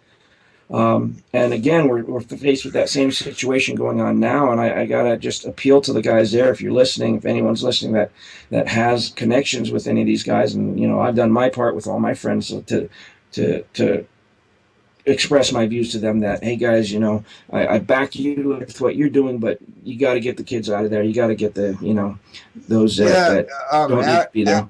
Actually, I did the same thing earlier on somebody else's show, let's get the kids out. And somebody came in the chat room and says, because I said, you can't be using children or women and children as human shields in there. I have no idea who came in the chat room. They were a zippy. And they were like, what they said was, oh, we're all human shields. The kids stay. And then after I said, wow, that sounds like a really Islamic statement. And then they left. So, well, I don't know. I feel as an adult, it is my job to keep children safe, keep my children safe, and other children safe. Now, I understand they have strong religious convictions. They feel God's going to protect them, and I sure hope that's the case. However, the Davidians thought God was going to protect them too, so it didn't work out so well. Well, I'm a religious person, and I believe in a higher power, and I certainly believe that in order for us to win this battle we have with the powers that be, we need to have God on our side, whatever that your view of God is. We need that. However, I don't think trusting God to keep the federal government from killing children in a standoff situation I would not take that risk just because we've seen it happen. It happened in Ruby Ridge. It happened in Waco. It has happened, folks. Why would it not happen again? It is a possibility. Yeah. Well, I mean, my personal opinion is no one's seen God since Noah. Well, I don't know. Anyone who listens to me knows that I'm very, very much a libertarian. Yeah, I'm not saying I'm a religion's great. Yeah, I'm not saying I'm not spiritual, but honestly, the God we're all talking about, we've not seen for a long time. And if you really look at the history in the Bible, do we want to go into this? We probably shouldn't. No, let's keep it on. Yeah, we'll just leave it off that. We'll talk about it later off there. Because somebody unsubscribed the other day because I said, let's not go into religion because that's not really relevant. And then they go, oh, no freedom of religion? I'm out of this channel. And it's like, really? Man, you just can't win with some people. You'll never win. You'll never win either way. You can't make everybody happy. I mean, I try to do my best with my stories and my reporting and my show to give a fairly truthful, balanced view. Now, of course, my opinion comes into things because that's the style in which I write and do things. However, I don't ever try to censor people. I just, but you always have the people that you just can't make everybody happy all the time. And you know what? There is a great divide in our culture right now. You have people that see problems, that are preparing for them, that feel that things are not going the right way and want to do something about it. And then you have those that just think everything's great. They're plugged into their their iPads and their phones and football and everything else. And they think it's great that, instead of cattle grazing, that we've got these turtle refuges that, Well, man, they're just living in the bubble. And I make it the turtle refuge because that was at Bundy Ranch down there in Bunkerville. They did have a turtle refuge, and they had over 4,000 tortoises there. Guess what happened when the funding ran out? These guys at the BLM are so concerned about these turtles. Guess what happened when that funding ran out to those 4,000 turtles? Did they let them out to live off of the land and live happy little turtle lives? Nope. They killed them all. They killed them all. How realistic do you think they really are about their being so concerned about these endangered species when they do things like that? And It has nothing to do with these species. It has everything to do with grabbing our land and growing their empire. That's exactly what they're doing. Exactly. And it's such an incredible waste of turtle soup. Yeah. You know, and they say that the cows shouldn't be there. They're not part of the the biosphere. You know, that's crap too. You know why? What was here before the cows were here? The what buffalo. Indigenous species used to roam from, Mexico through up through Canada, throughout all the western states. Yes, buffalo by the billions. Yeah, man, they're kind of like a cow. They did the same stuff. They ate the same things. They, took a crap and it fertilized. It went into the ecosystem. Man, they're gone. So, bringing cows back in there is not that different from what it used to be. You know, our local grocery store started selling buffalo hamburger. And that stuff is like $12 a pound. Yeah, it's expensive. We got it all over up here because Wyoming and Montana, I think, have some of the biggest buffalo populations in the country. Yeah, absolutely ridiculous. And I buy ground beef to supplement some fat into my venison and elk because that's really up here and that's all we eat. But it's so abundant. I mean, you literally driving into town. It's like a video game. It really is. It's dodging deer up here is an art form you must master if you're going to survive. Yeah, we have a lot of deer here, but they're compared to your deer, my deer are dogs. Yeah, I've seen some lately up in Oregon too, like those little black-tailed deer. Man, they're like mini deer. Yeah, we got muleys up here that are the size of elk. I mean, big game. I have to take a picture of my big skull that I got from my elk the other year with my bow. It's just, I mean, the thing stood 12 foot high when it was, standing upright. When I lived in upstate New York, I got a moose. We ate on that damn thing for a month and a half. To the point that it was like, okay, this stuff's starting to get tough. And I had a German Shepherd at the time that was one of the happiest German Shepherds you have ever met in your life.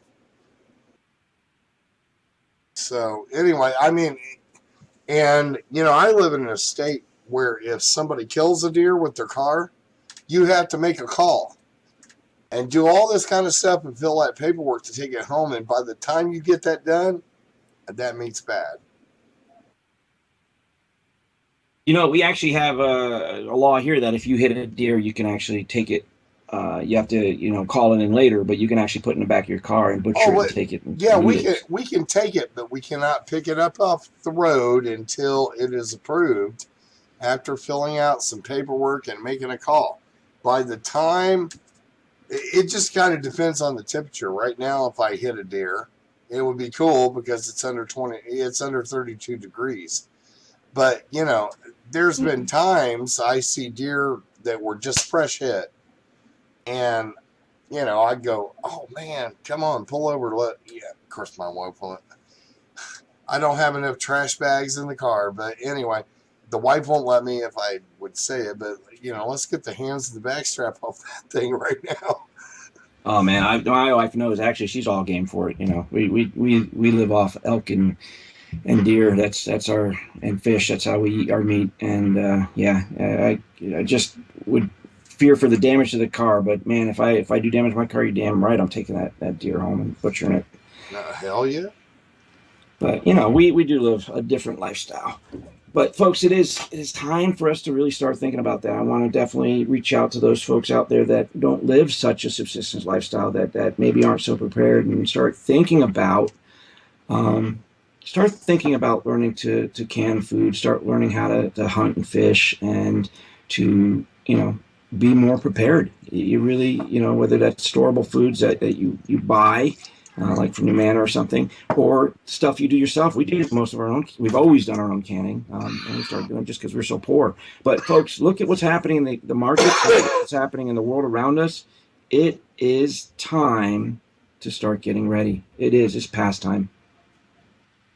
Yes, definitely. And that's kind of one of the things I've always been. I'm a prepper myself.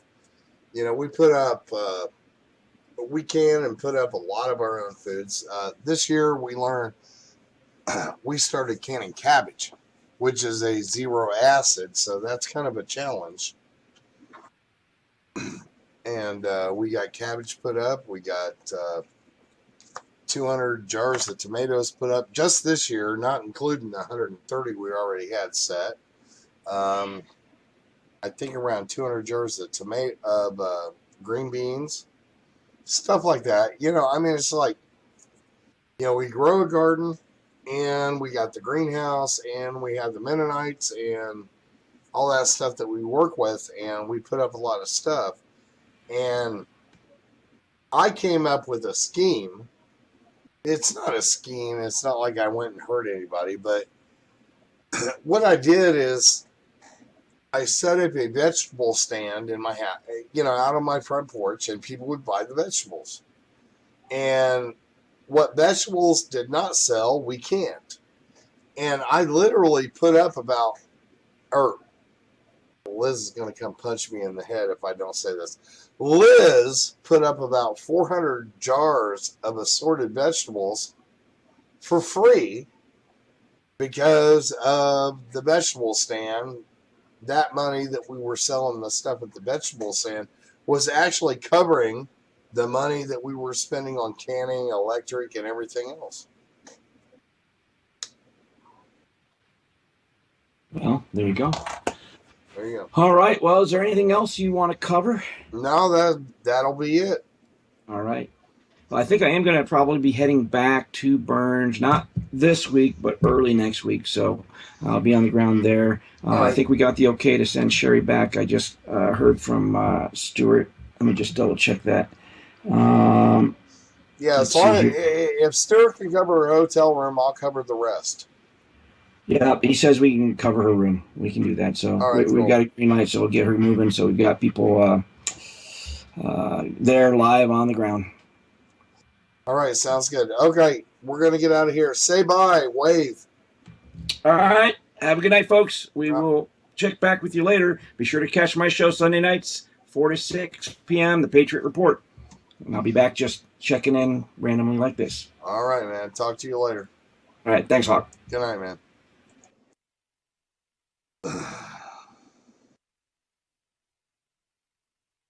All right, folks. See you tomorrow with the situation update.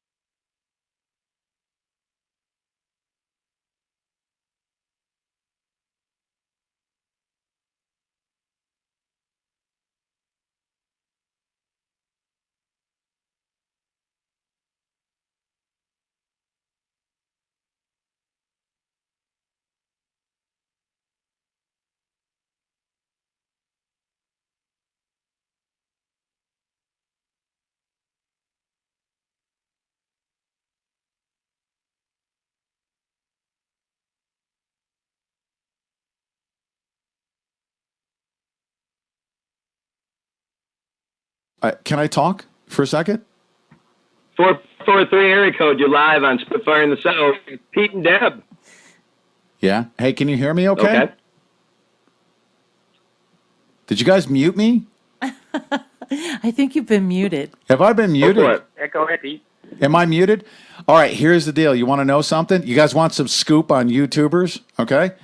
No, you're out. Jay Knight in Baltimore, when he got stuck out in the middle of the intersection, he was running around, the cops were chasing him down. He cried in the freaking corner when he got maced. He did. What, wasn't he crying? Yes. Like a little freaking skinny pussy. And he puked. And he did. And he puked. And he got scared. He was in the freaking back. Oh my god! Oh my god! I never thought I was ever going to see you guys again. I'm like freaking. I almost slapped the freaking little bitch silly for freaking crying about getting caught up and getting maced. Huh? Yeah. Oh, that's not good. Right? All right. So the gloves have officially come off. No, you know what? Jay Knight has actually been that Jay Knight Dabu guy. Pete's going to tell you the truth, whether you like it or not. Yeah, he's been alienated by the entire Patriot community. They can't stand him. If he came out here, it was going to be funny. He was going to fly his drone around. They were going to shoot it out of the sky with a 50 cal. They were going to shoot his drone out of the sky, dude. Okay? Yeah, that would have been funny. Huh? Well, I gave him a chance to come right tonight. I don't see Jay Knight calling in. I'm wondering if we're going to get any Dabu supporters. And I don't want to spend too much time on this. Listen, I have you on the phone, Pete and Deb. I want to know what's going on in the real world. Let's talk about let's talk just about see some if we updates. can find anybody who wants to support Dabu. 828, you're live.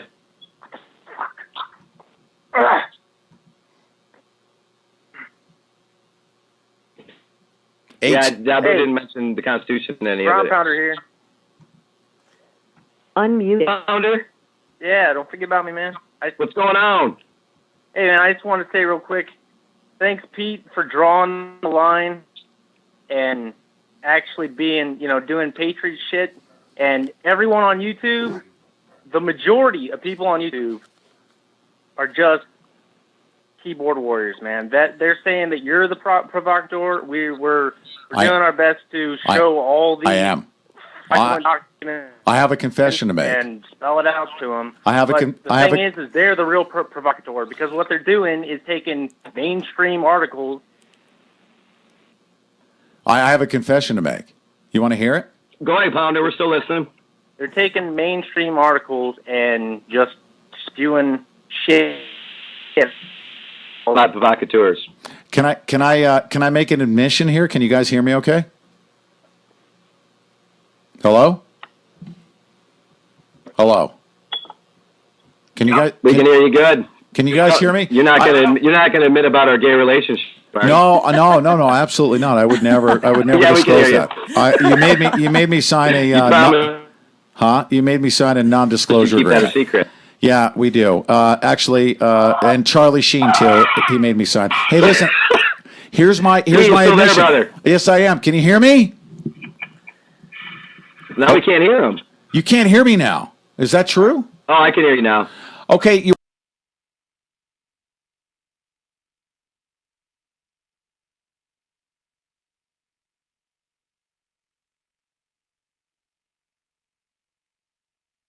I'm guilty of it. Absolutely. Is that okay? So that would make you a patriot provocateur. Yeah, you know what? That's what I'm trying to provoke. I'm trying to inspire that. I'm trying to, provoking patriotism. I'm provoking patriotism, provoking constitutionality. That's about it. I do so energetically. And for those people that don't like my style and how I go about doing that, then freaking go tune me out and go watch freaking Dabu 7 while or granny porn or something like that. Just go do something else. Like, you don't need to tune in. It's voluntary. Yeah. Yeah, if you don't like the way I do things, then don't tune in. You're not going to tell me how to run the freaking channel or run my life or run my body. I'm not a diplomat. I don't wear a blue blazer. I'm not going to be out there negotiating a peaceful resolution. Never fails when Pete and I get on at the same time. No, you're breaking up bad, Pete. Dude, I told the FBI, if you harm one person out there, then it's on like a mofo. That's what I told them, right to their face. That's what I'm trying to provoke. Okay. Okay, go ahead. Continue on. Go talk. I think these guys are high. What do you think? Okay, you know what? Our listeners want to hear about some updates. They do? Yeah, they really do. What's going on? 828 area code, you're live. That's me, Dingleberry. 828? That's me. I'm 828. Well, you're live. I'm live. That's me. 512 area code.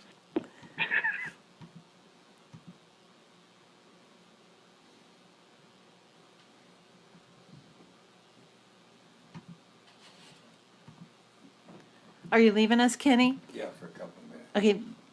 You want to talk to our listeners, Pete? They want to hear about the. Do you hear me? Yes. I hear you. So Stand by. I got to reconnect the telephone line. Oh, I see. Okay, so I know that they can hear me, right? Can everybody hear me? Because we're doing live stream, right? This serve.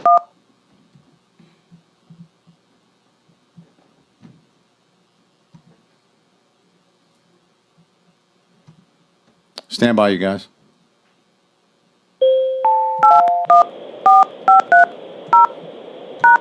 Access code accepted. There are 7 participants in this conference. There is. The information that y'all are Okay. spreading Is this so better? vital, and I hope that everybody's paying attention. I feel bad.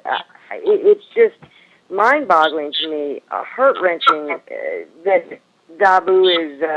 These people play games like this. It's not a game. Hi. This is so not a game. Thank y'all. Hi, who's this? Thank you. Hey, Spitfire, are you there? Can you hear me better now? Can hear you real good now. Okay, good. I apologize. Listen, in 4 minutes, I'm going to connect on rents. What are you doing with the remaining balance of your show? Oh, Jeff Rents? Well, you know what? I mean, I could care less about beating the Dabu dead horse anymore, to tell you the truth. I've already done 2 shows thoroughly debunking everything.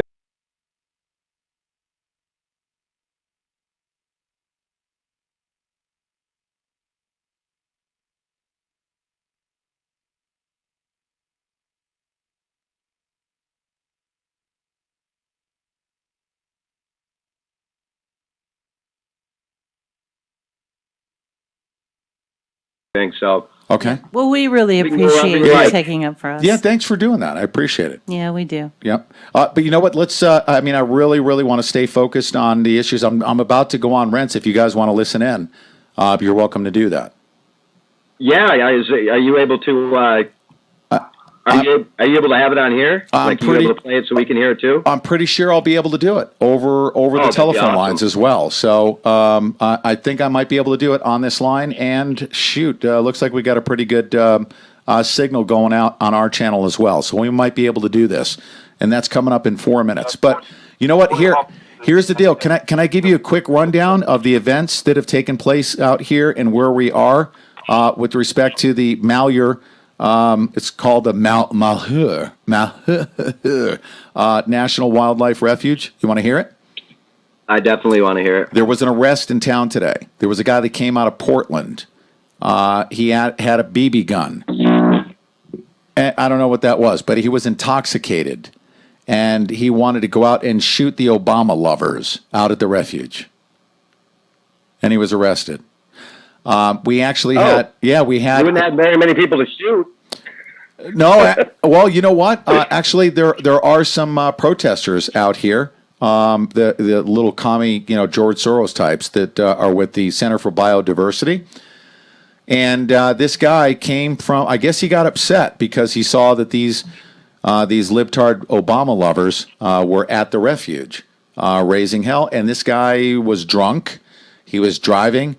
And guess how we found out about it? We actually got pulled aside by one of the local police. And they said, hey, Pete, just wanted to let you know this is what's going on. I'll let them know up at the refuge that we got somebody off the street. And thankfully, no incident took place. The guy was a weirdo. He was. And yeah, I mean that was expected that people are going to come crawling out of the scumbag establishment structure and come and try to cause problems. And it's you guys are crushing them very quickly and efficiently. Nice to see, like you're swatting them like flies. Yep. Yes, sir. We are, and it looks like the document dump that's being done. Okay, and that's the majority of the work that we've been doing is this investigation to uncover the corruption here in this community. The people of Burns are starting to realize just how corrupt this Judge Nasty is. He's not only corrupt, he's unconstitutional, he's in violation of the state judiciary code of conduct, and there's no reason why he shouldn't resign. I think he has 3 months to go before his retirement. I don't know if he'll make it.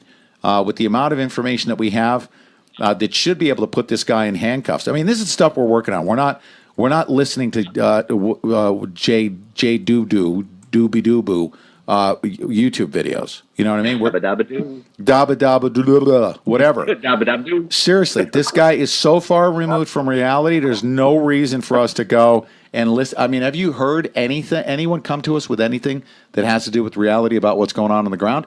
Absolutely not. There are people that were sharing it. Guess who's been doing a great job? You want to hear this? Yeah, I want to know who's doing a great job. I'm telling you right now, off the hook, this guy's hitting it out of the park. He is digging in his heels, and it's Professor Doom. This guy is a paralegal. I've been sending him legal documents. Professor Doom he's understanding what's happening here. Professor Doom has been doing a great job. And I actually caught wind. He actually debunked that FBI fax thing. I thought that was pretty cool, and that's when I reached out to him. He did. Yeah, he did. He contacted me, and he's been very cool.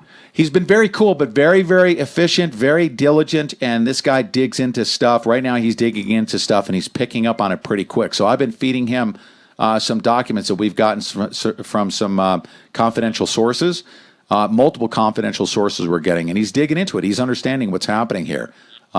Just to give you an idea, here we go. Actually, you guys stand by because I'm going to be connecting here momentarily. All right? Okay. All right, hold on. I'm pretty sure I'll be doing this. Hold on.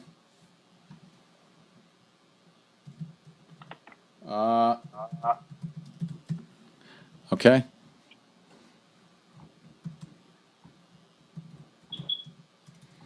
There we go. All right, we're going to be connecting. How long are you going to be on? Here we go. There we go. As long as it takes, big boy. Conference for its precision, simplicity of operation, and successful research experiment. There we go. Stand by. With its comprehensive manual, allows you to select the frequencies you wish to experiment with.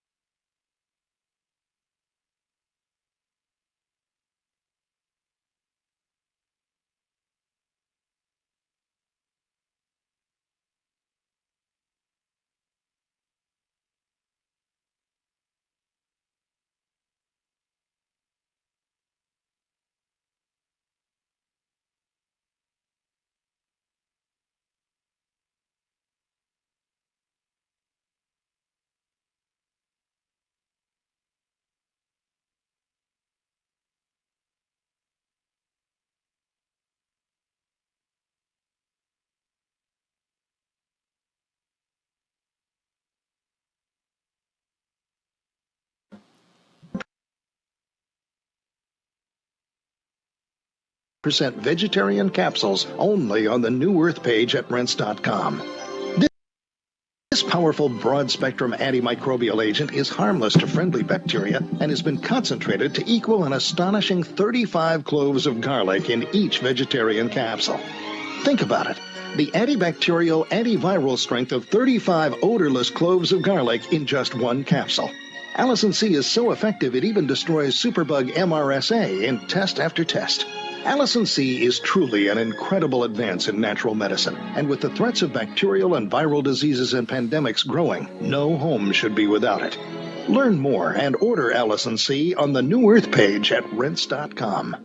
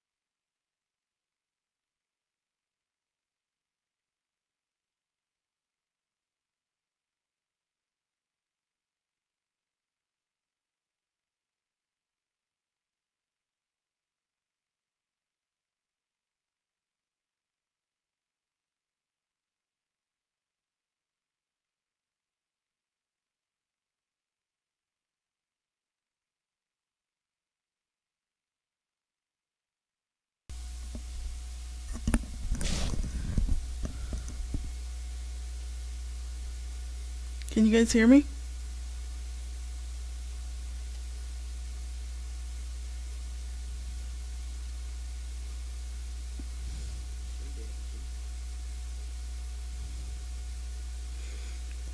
Don't make me say testes.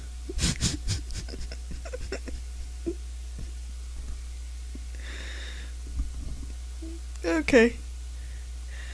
I figured I'd get on and flap my lips a little bit. Can't leave you guys alone for 5 seconds. That's why they pay me the big bucks.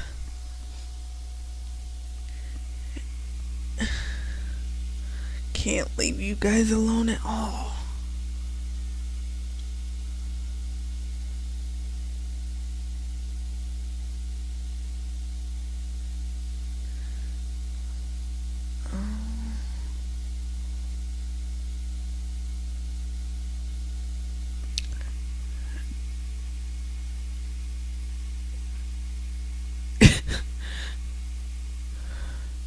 Is Testes a Jets quarterback? No.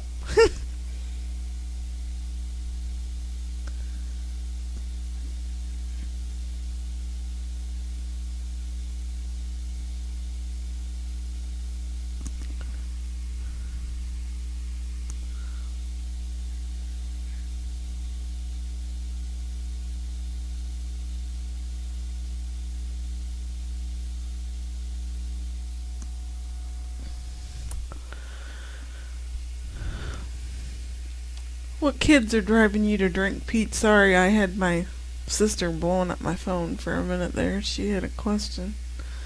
There hasn't been much news today. It's been pretty quiet.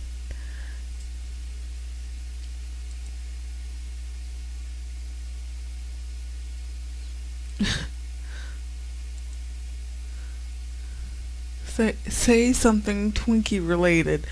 Why would you want to eat something that lasts 50 years on the shelf?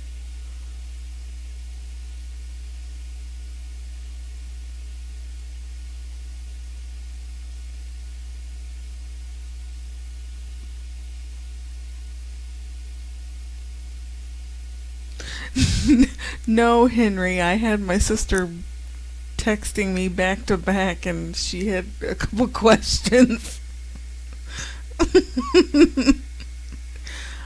If my sister's blowing in my ear, then something ain't right. And that's why I don't eat Big Macs, Dusty.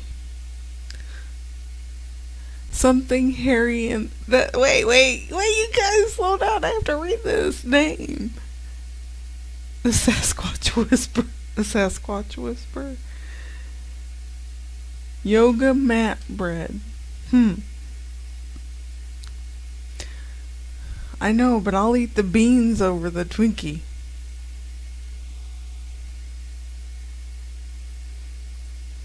And I'll eat the beans over McDonald's. If I eat McDonald's, I feel like I'm gonna die.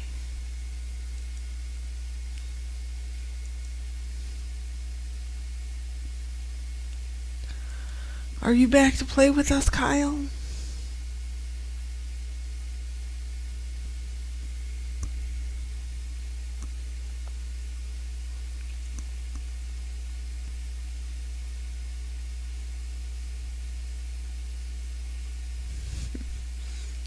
Oh, don't talk about chocolate, Sean. Come on.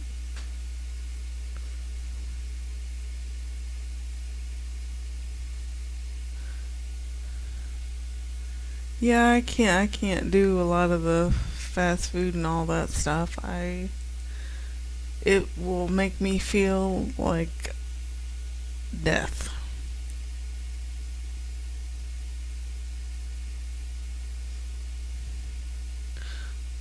But I will eat some chocolate. Where I used to work, I kind of became infamous for enjoying Oreos, and I would get a pack of Oreos and eat it in like a day. And if I could make them last like 3 or 4 days, people were like, "What's wrong with you, Jen? Are you okay? Your Oreos are still here."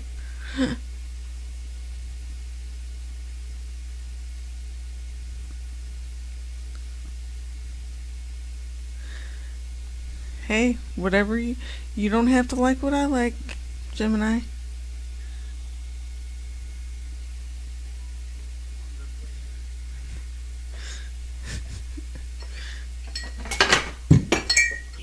That did.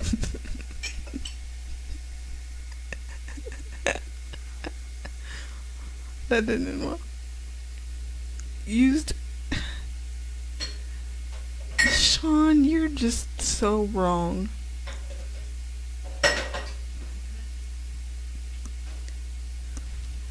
How am I related to your wife, Henry? Is her last name White too?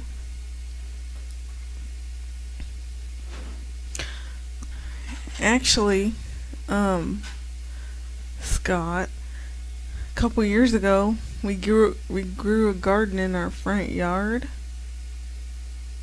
That was Lewis. That was that was Ogre Boy. He just like dropped a glass on the floor. What was I talking about? What was I talking about?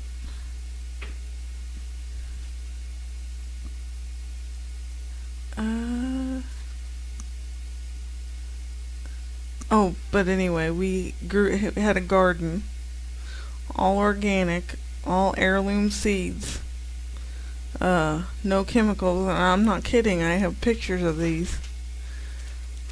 These watermelons got to be like 40 or 50 pounds. They were humongous.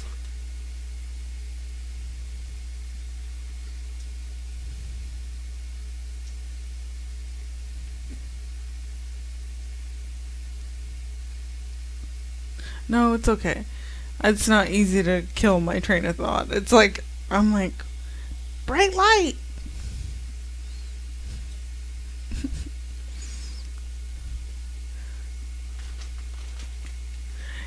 Yeah, I even posted pictures of it. I have pictures. And we got to the point where we were just letting people come and take them because we had so many of them.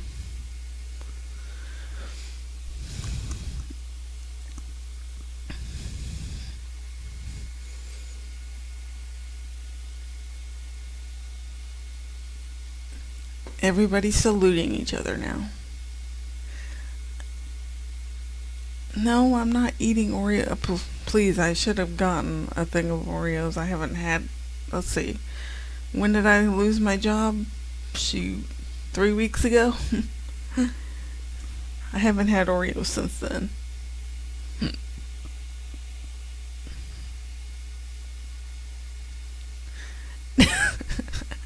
Yes, we let random people in the neighborhood come and get some watermelons if they wanted them.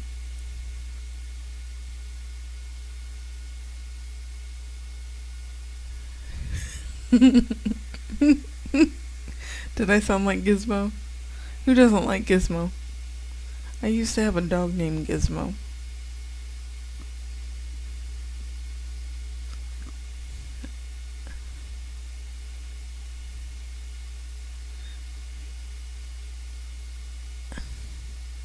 Yeah, I really liked my job too. And it wasn't, I mean, dealing with the public was kind of hard sometimes, but just having the people, and I actually knew most of them before I started working there because I was a client. So it was really kind of hard for me to, because I worked for the state, but I worked through a temp agency and they didn't extend my contract, so.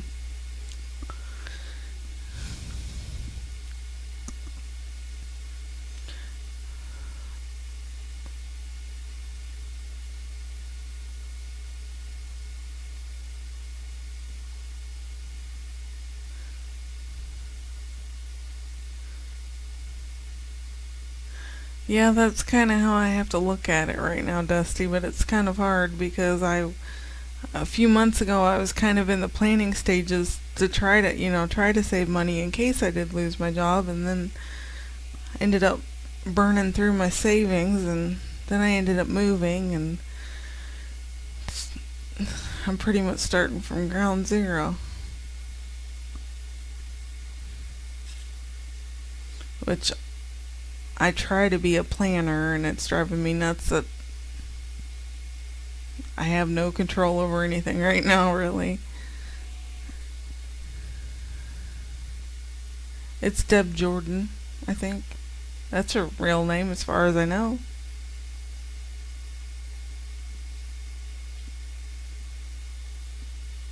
Yes, I'm here, PJ. I'm trying to keep up with everybody.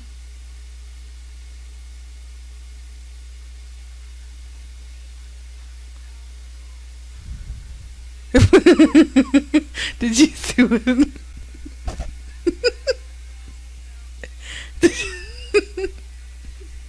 Did you see what Sean said? Did you see what Sean said?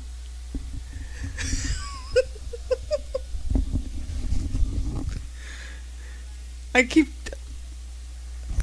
telling him I'm gonna put him on the corner. Mm.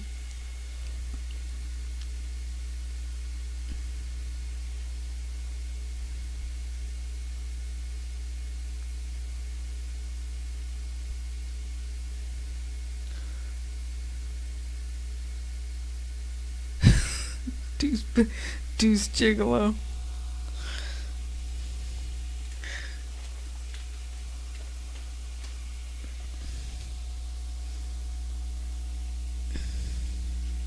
Hang on, I got a text message probably from my sister.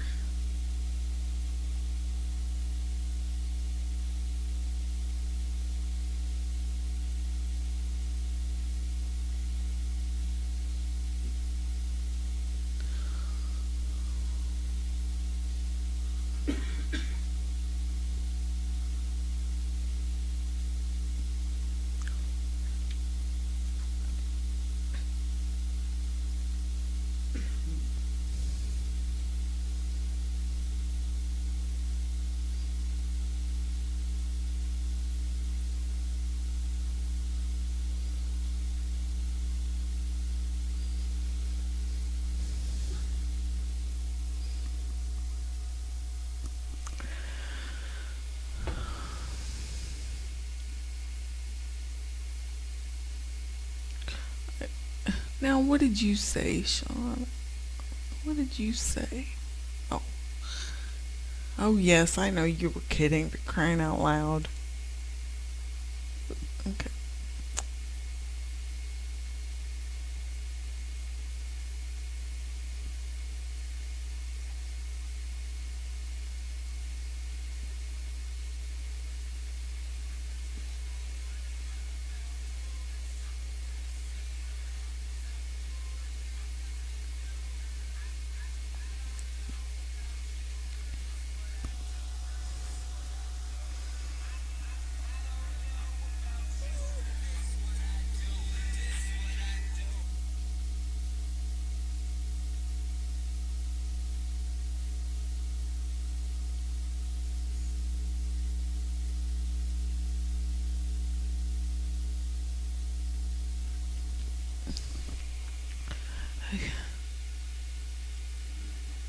Yeah.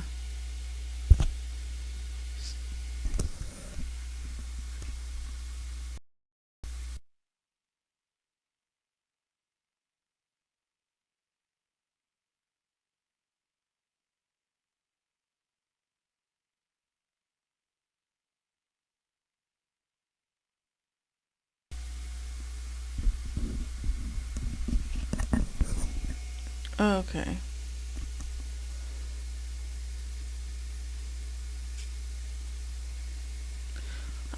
Let me try to go back and, I caught my name there. Hang on. I'm trying to,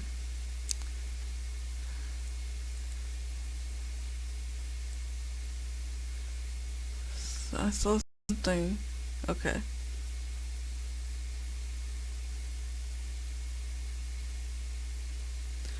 Well, that's cool, Dusty. I I wish I was crafty like that, like with my hands and stuff. I mean, I can write pretty well, and have some clerical skills, but I'm trying to figure out a way to kind of utilize everything.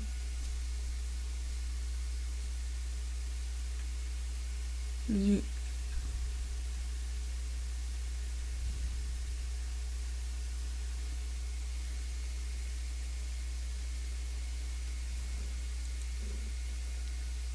oh, somebody made an account.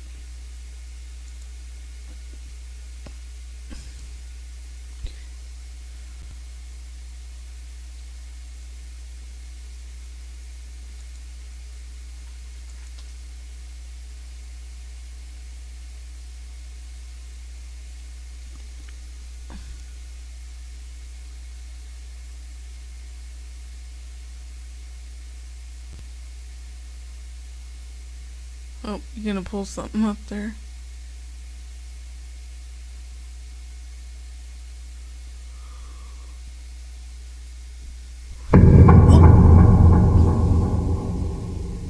You could warn a person.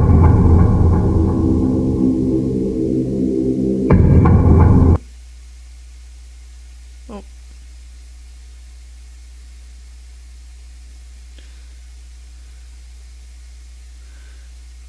Yeah, Dusty, eventually I think. Well, I just need. I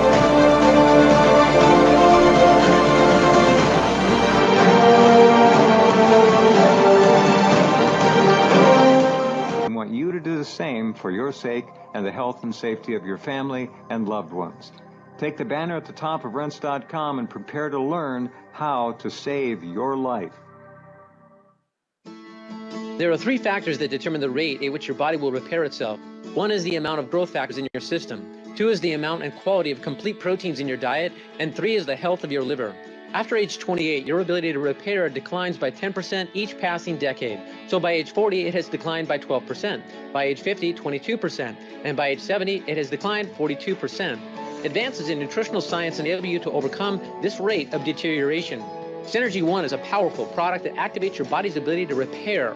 Within 1 month of usage, 96% of people report that they sleep better, have more energy, a better mood, need less food, and feel stronger. Many people have reported back, joint, and muscle pain going away. Women have reported hot flashes going away, and both genders have reported losses of body fat and a return of their sex drives. Call 888-988-3325. That's 888-988-3325. Or visit sgn80.com. That's sgn80.com.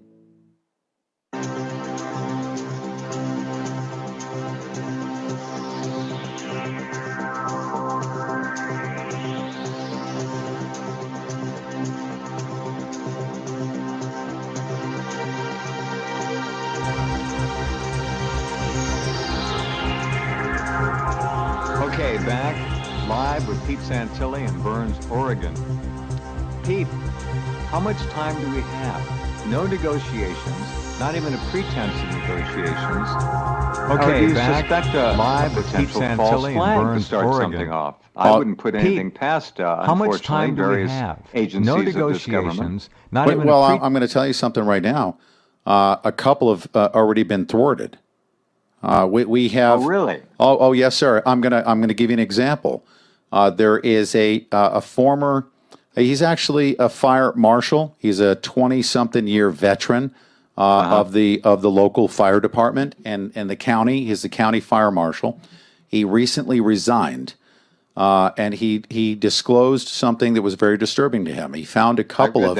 I saw that. Yeah. Yeah, Chris Briles is his name. I know this guy personally. I've spoken to him. The FBI covert operatives have been buzzing around in the local community, posing as militia members. And the militia members, by the way, these are former law enforcement, former military. I've actually just been adopted by the Idaho 3 Percenters in the Pacific Patriot Network.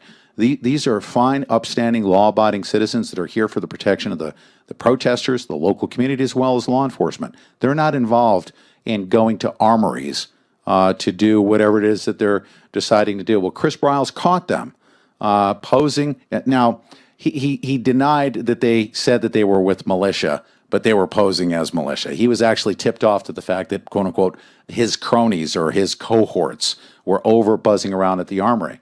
He found out when he pulled them over that the vehicles they were driving, they came up as undercover FBI agents.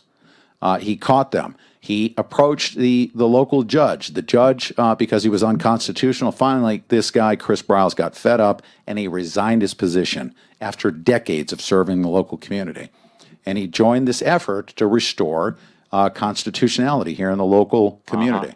In addition to that, I caught an FBI agent who was at the gate. I met him personally. I shook hands with him at a protest that I had last Saturday, or a week from this past Saturday. Well, he just so happens to be they're posing as media. They're posing as protesters.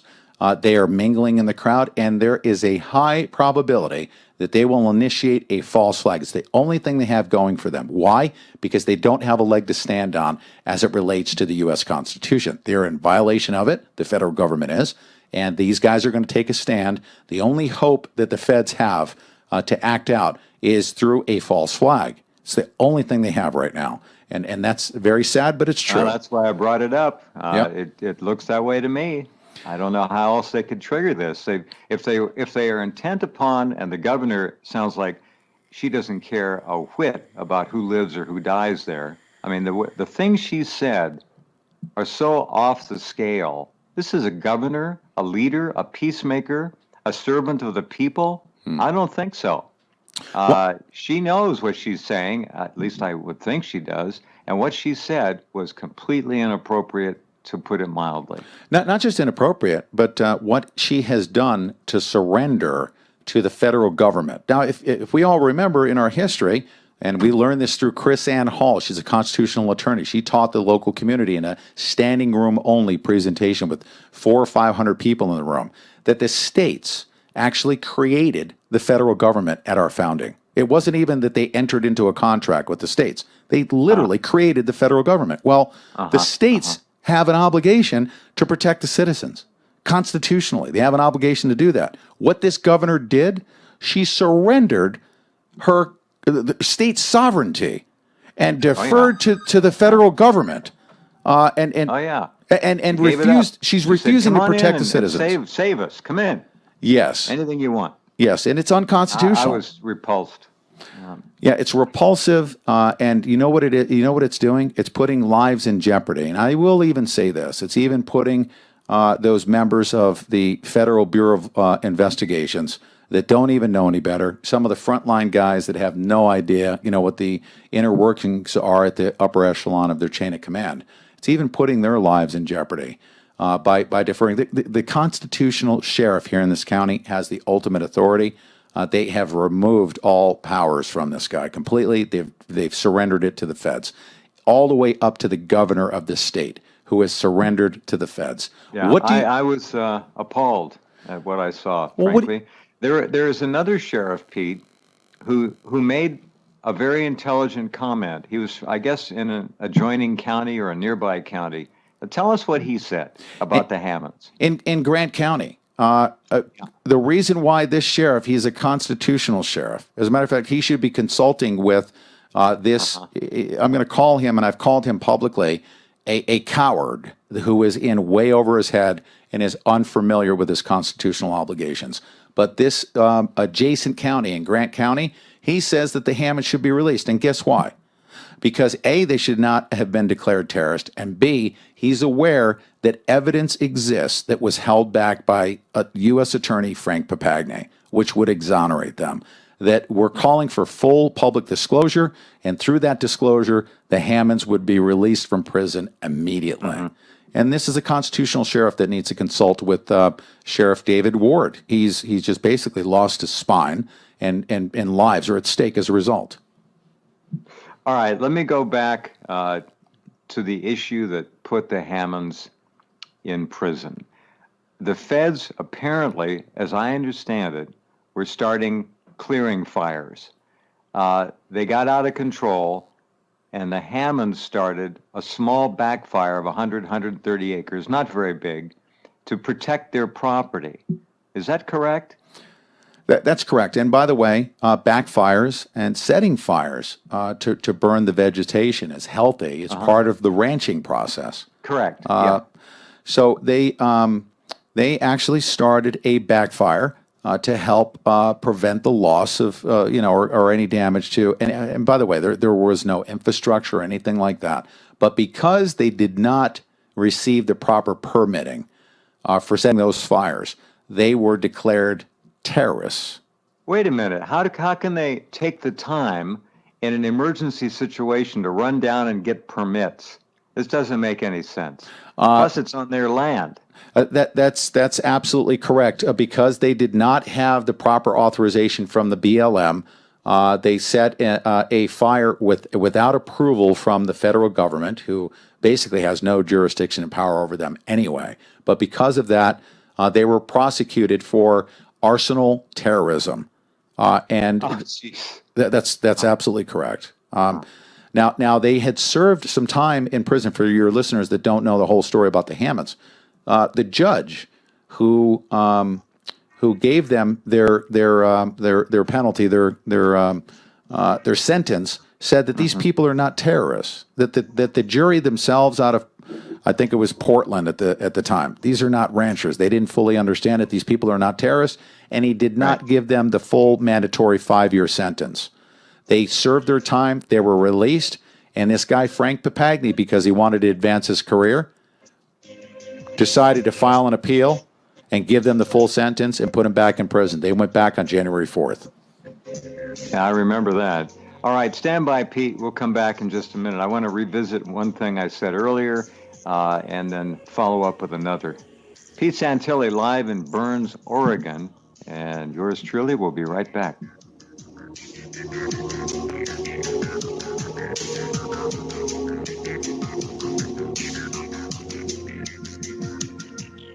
You've heard the ads on this radio station about Royal Velvet. You know you want and need the benefits that Royal Velvet offers, but you haven't gone to the website royalvelvetnow.com. You've procrastinated. You haven't started your journey towards dramatic improvements in that vim, vigor, and energy you've always wanted. Reward yourself. You deserve it. No, really. All you have to do is go to royalvelvetnow.com, click on the rinse icon in the upper right-hand corner, and order a couple bottles of Royal Velvet, which is a month's supply, and you're on your way to experiencing the most life-changing product in the world.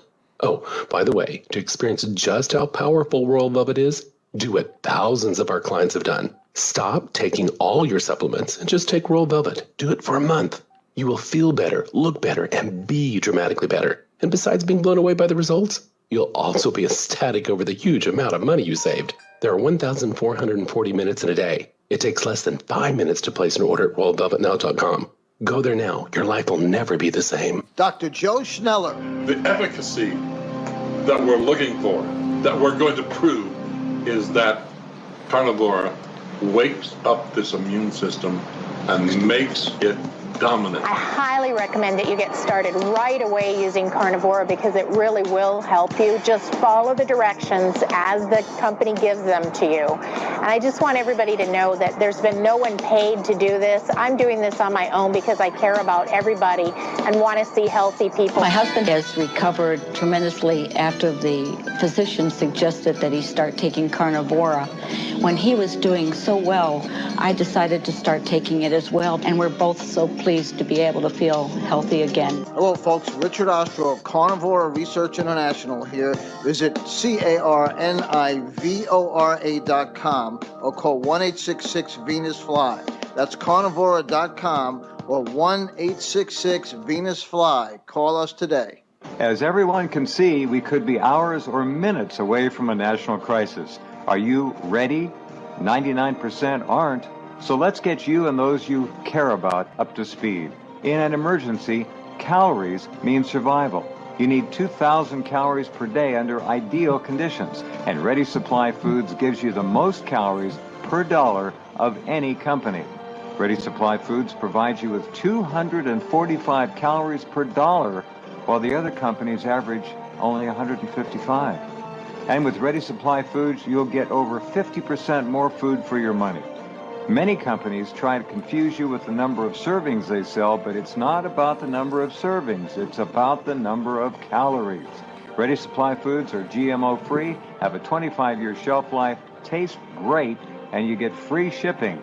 That's ReadySupplyFoods.com. More calories per dollar and get 50% more food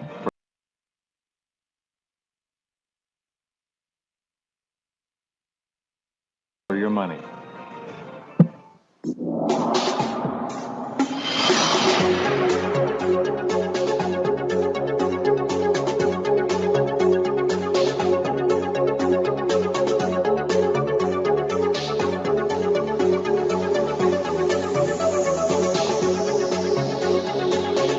Okay, and back. Pete, I mentioned earlier that if we actually had a president, and there's one thing about Donald Trump that no one can take away from him, he is a superior negotiator. If we had a president, and that president wanted to go down in history as a man of, by, and for the people, he would have been on his Air Force One and flown to Oregon and sat down with both sides and worked this out. Or he would have simply exercised his power and ordered the FBI to back down. He has done absolutely nothing. Not a press release, not a remark, nothing. Further illustrating the fraud that he is. That really bothers me. Has this kind of a thought appeared in your consciousness up there or amongst the folks you're hanging around with, that there's no leadership in this country, or this would have been resolved already? Well, there is leadership in this country. And the leader... Not at the right end. the leader that I see in this country that is willing to lay it all on the line for restoring our God-given rights, our U.S. constitutional rights, is Ammon Bundy. He is one of, I'm telling you this right now, if you watch this man in action, and if you watch his courage as he basically comes and goes here in the local community, as he goes up against the Federal Bureau of Investigation, this man has exhibited the leadership that we need at this very critical time in our nation's history. Barack Obama, unfortunately, is really irrelevant in this whole thing. The federal government themselves, and this is the type of leadership that you'll hear from Ammon Bundy. He knows that the true power resides at the county level, at the state level, and the federal government needs to stay the heck out of these states and stay away from these land issues, because constitutionally they don't have the authority. Right. I had time to spend on the radio with Ammon once or twice during the Bundy Ranch problem, and he came across so well. It was remarkable. I think it surprised people, and I have seen him speak several times on YouTube from Burns, and he has matured. His wisdom is apparent. He does understand the Constitution. And unfortunately, his message is not being given to the American people. That's why what you're doing up there is so important. You're the only one up there who anybody can really count on to get information out. And I'm very grateful for you being on the program tonight to help clear this message up and bring it into focus. It's crucial. This is a turning point, in a way, in our contemporary history. Yes, sir. I need to highlight something very, very important. Everyone needs to realize this, that no matter what the perception is about militant radicals and the guns that were spoken of, that were talked about in the very beginning, these guys literally, the government should feel embarrassed because they went into the refuge and they essentially made themselves comfortable. They're guilty of making really good soup, and they're allowing people to come and go freely. And if the federal government or the governor... Didn't they clean the place up too, Pete? I have documented proof that the condition of that refuge is now, it's in better condition right now in the hands of the people than it was in the hands of the federal government. We had a disgusting infestation. We have ancient Native American artifacts that were abused in the basement, disrespected. We're talking about something very sacred to the Native Americans. In the hands of the government, And this illustrates the point. This is why they want to restore this back to the people of Harney County, because this land, the use of this land in the hands of the people will better serve the people. People will be able to prosper and benefit and acquire wealth through the use of the land than the government would ever be able to offer the people in the United States of America. Now, I need to highlight one thing. The negotiations are very, very simple. You could walk up to Ammon Bundy, sit down with him, have a discussion with him, and we could move towards a peaceful resolution. If they intended a peaceful resolution, they would sit down and talk with him. They have not done it. That's what worries me. I just see it. I watch it. You're in it. I'm back here, but I understand exactly what you're saying. Yes. And how many trips has the governor, Ms. Brown, made to Burns? 0. She's made She 0. doesn't She's care. calling them armed radicals, and guess what? Not one of them in there in a position of leadership. Now, of course, you have to secure the outer perimeter. They will never fire a shot unless fired upon.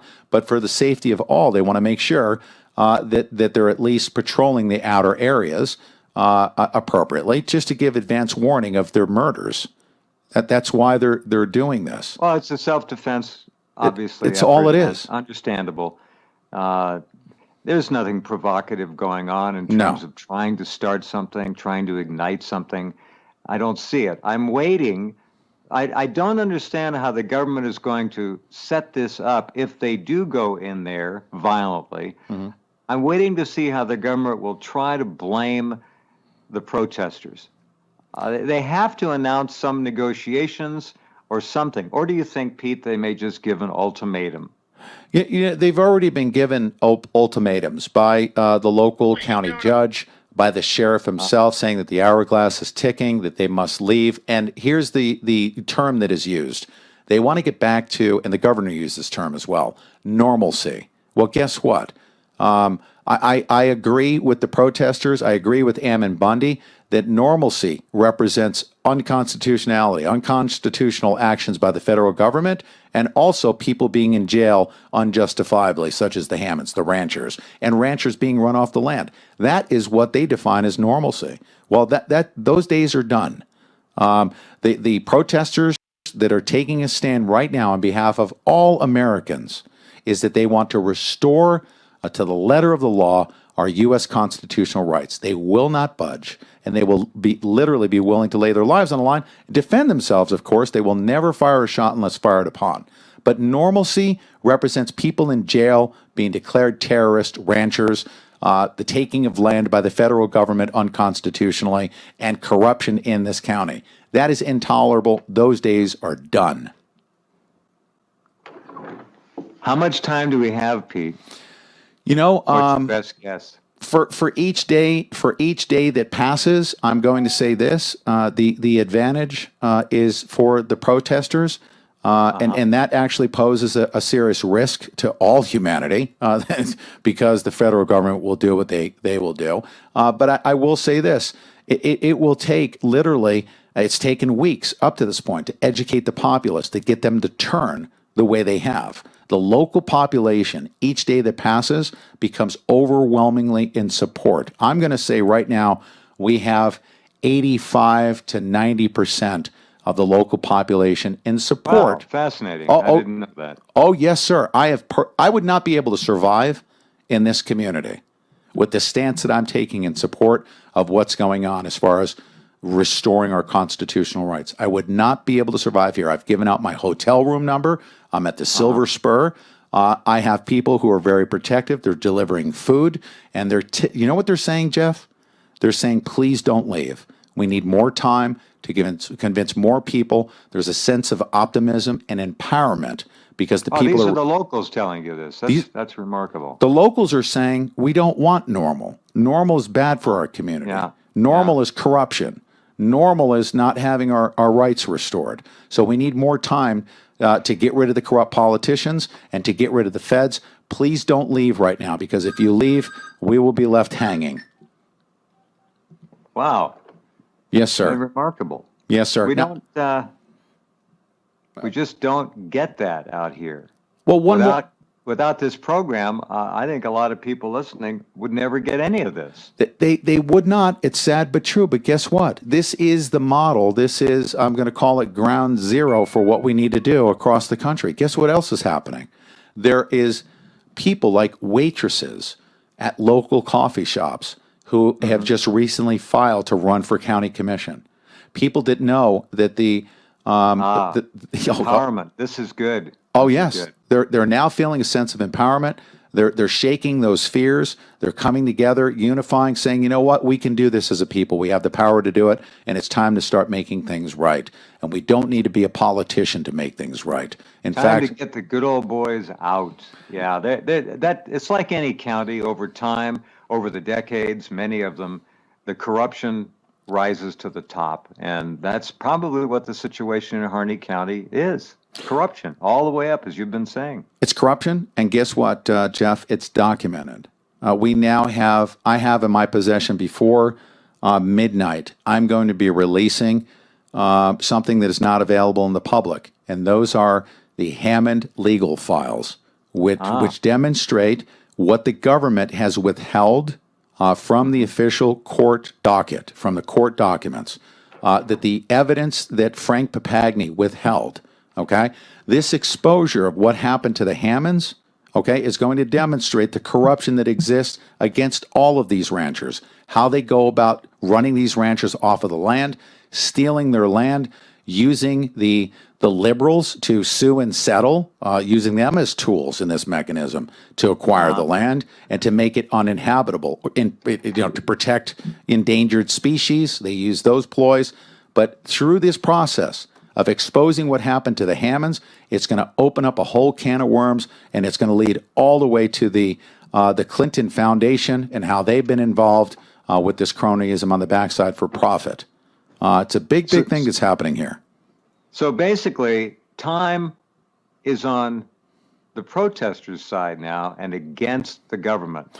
It is. I mean, I have to say that quite honestly, because as each day passes, more and more people are further educated. They're becoming more empowered, and the shift is happening. I'll give you an example. The county judge, had a meeting. He canceled it. It was supposed to happen tonight. The reason why he canceled it, it was unconstitutional, and he was going to be embarrassed because nobody was going to attend it. They were going to protest it. It was unconstitutional, and they want him out of town.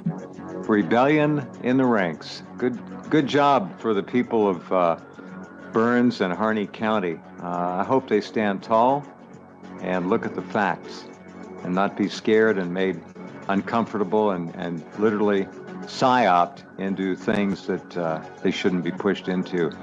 Pete, thanks for the time as always. Good to talk to you. Great job reporting. Thank you for letting us know what's happening up there. Thank you, I'll be Jeff. here if I can help. I'll keep you posted. Thanks a lot, Jeff.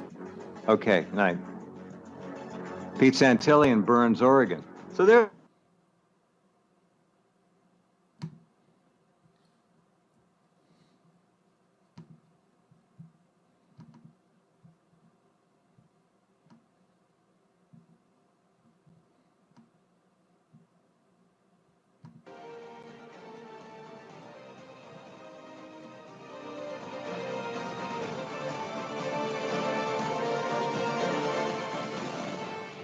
Okay, welcome back. Hour number 2. Glad you're along tonight. We're going to go to Burns, Oregon, not too terribly far from where yours truly sits right now, and find out what's really going on in there. And the sad part about this story is...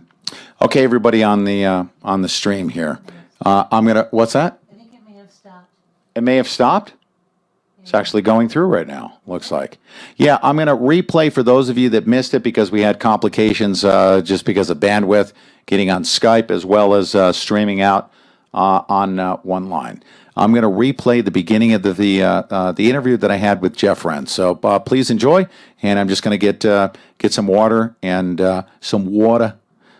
Please enjoy. We'll be right with you. It has been blacklisted, blackballed by the mainstream corporate monolith we call news media in this country. There's only one guy who's been talking about it, and that's Pete Santilli, who has put his body on the line. He's right there. Pete, of course, as you know, had a program on this network. He's got his own program now. working back east, but he drove west and has been in Burns now for, I guess, almost 3 weeks or maybe more. And he's right smack in the middle of it. And we're very grateful that he's going to be on this hour and bring us up to date. Let's find out if we've got a connection. Are you there, Pete? I think we should be good. Can you hear me okay, Jeff? Oh, you sound like you're sitting right next to me here. Oh, okay, great. Awesome. We have a great connection. Now, this is we're in a very remote, rural, no, don't hit that button there. I'm sorry about that. We're in a remote, rural area. Bandwidth is a challenge out here. This is God's country out here. This is the fruited plain. So we do seem to have a pretty good connection on Skype. Yeah, you're good. Yeah, okay, so fantastic. Thanks a lot for having me. There's a lot to talk about, Jeff. This situation, Pete, is one that the issue in Burns is not understood by 95% of America. They have not been given the facts. They haven't been given anything. So let's go to it and tell them. Well, I'm going to tell you right now, it's sad to report, and I've actually gone back and revisited all of the material that I looked at regarding the Waco siege. And we are repeating history once again. The Federal Bureau of Investigations is doing the same thing to the people, not just inside the refuge, the occupiers, we shall call them. These are protesters. These are good, constitutional Americans, very patriotic Americans. They are doing the same exact thing to these people, as well as the local population, getting them conditioned for what they ultimately want to do to them. And I'm not going to over sensationalize. They ultimately want to kill these people, just like they did in Waco. It's the same exact pattern. Cut off the media. Don't let them hear about all the good things about these people that are on the inside. I agree. I have not been able to get a good picture. I know how to read between the lines. I've followed some of your material. I know what's going on up there. What the authorities do, and this case it comes from the feds on down, is upset the locals. They keep their kids out of school. They actually move them out of their houses. They commandeer their houses and put people who are on the government payroll in there for this siege mentality that we're seeing. The locals up there are then and thereby alienated from the entire protest. They're just upset. Their lives are turned upside down. They're angry, and I can understand it. So you turn the locals against the concepts being brought by the protesters, and you've got an immediate advantage. Yeah, that's exactly right. They have applied, and by the way, the local corruption here at the county level, from Judge, I call him Judge Nasty. His name is Judge Grasty. We've been investigating for almost a month now the extent of this man's corruption at so many different levels, cronyism to the highest order. He now has a guy that he appointed as the local sheriff, a constitutional sheriff. Normally he's the highest law enforcement authority in any county.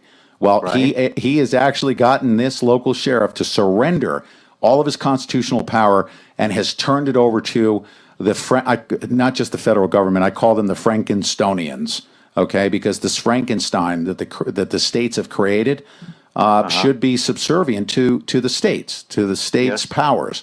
Well, yes. He's surrendered all of his power to the federal government. This local community, though, I will say this: it's taken some time, but this community has turned on all of them. They are sitting in meetings, learning about the Constitution, learning about their true powers, and the tide has now turned to the point to where I believe that the judge will resign one day soon, and the sheriff is receiving so much pressure, he has to do something. I'm hoping that he will kick out the Federal Bureau of Investigations for the terrible, terrible things they're doing to psyoping this community. Well, that's exactly what they're doing. I was trying to make that point. Thanks for bringing that forward. You've been up there for how long, Pete? 3 weeks now? Yeah, for almost, we're going on almost a month. I think we got out here on the 29th. The 29th will be a full month. I feel an obligation to stay here because the mainstream media, I do need to report this, the mainstream media has been told to document, to record. They send their material up. I've spoken to these producers from NBC, from Fox, from all the mainstream outlets. They've been told to record and document, but nothing is reaching the American public because guess what? Because what they'll be reporting is that these are human beings on the other side. They're patriotic.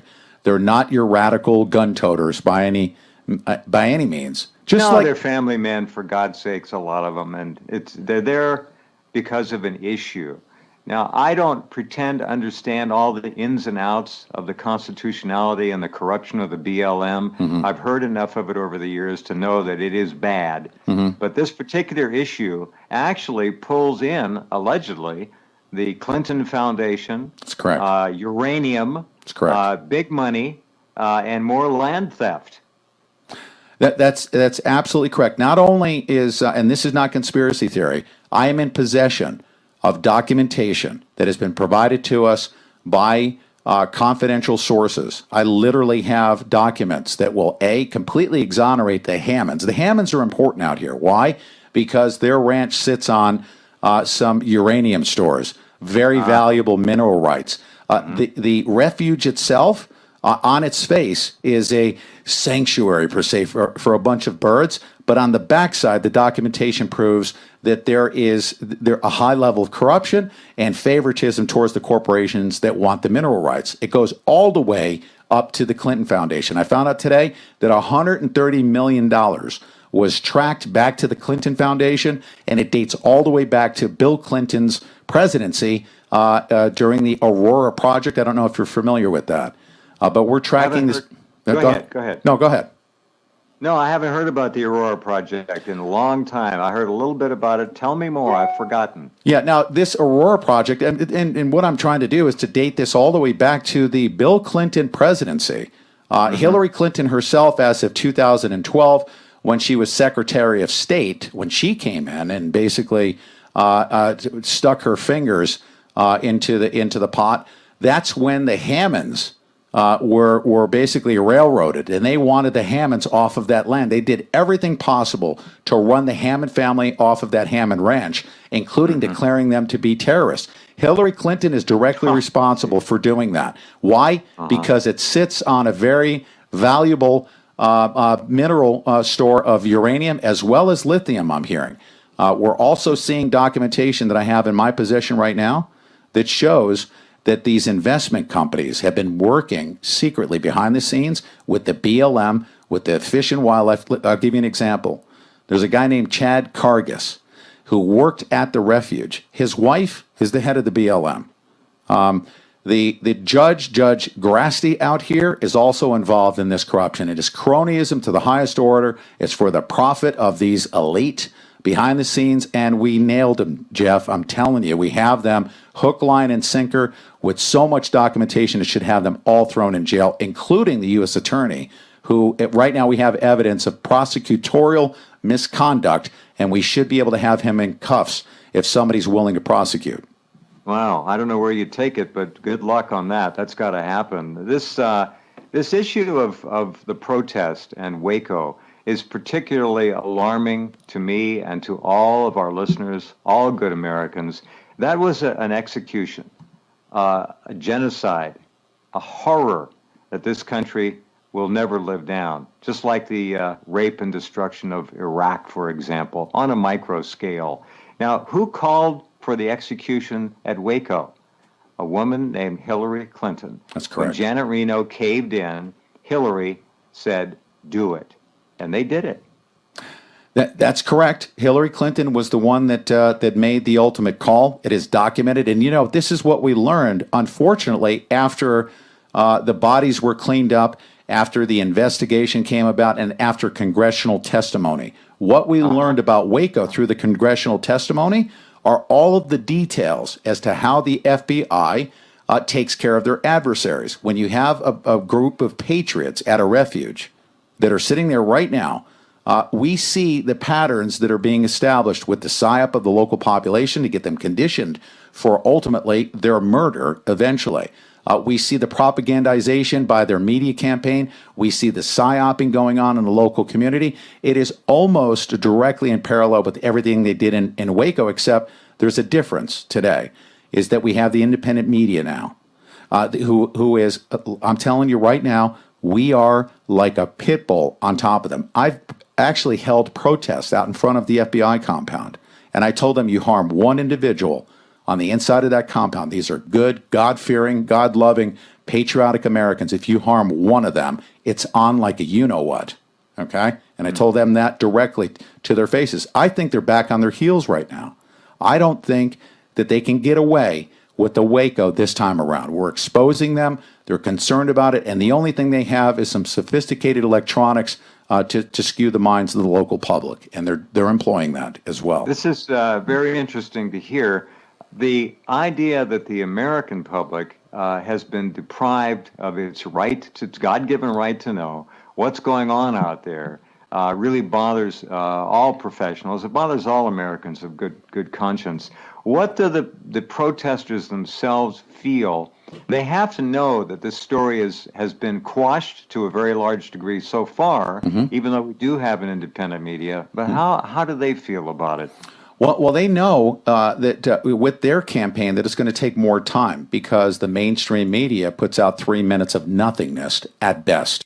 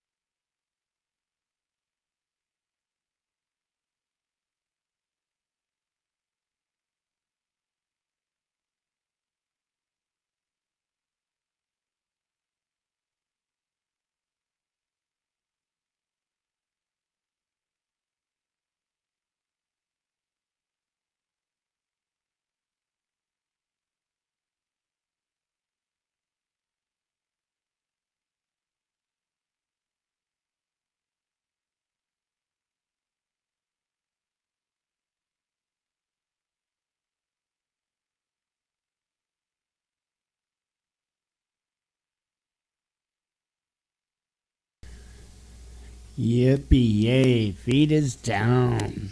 I see Deb says they're excuse me, getting it back up and running. So I'm gonna let him do that. I'll probably lay down with Jen, but I'll have my ears open. So when he actually goes down intended, I will put something up for a loop. I'll probably put his Off the Hook in the Morning show up in a loop. That way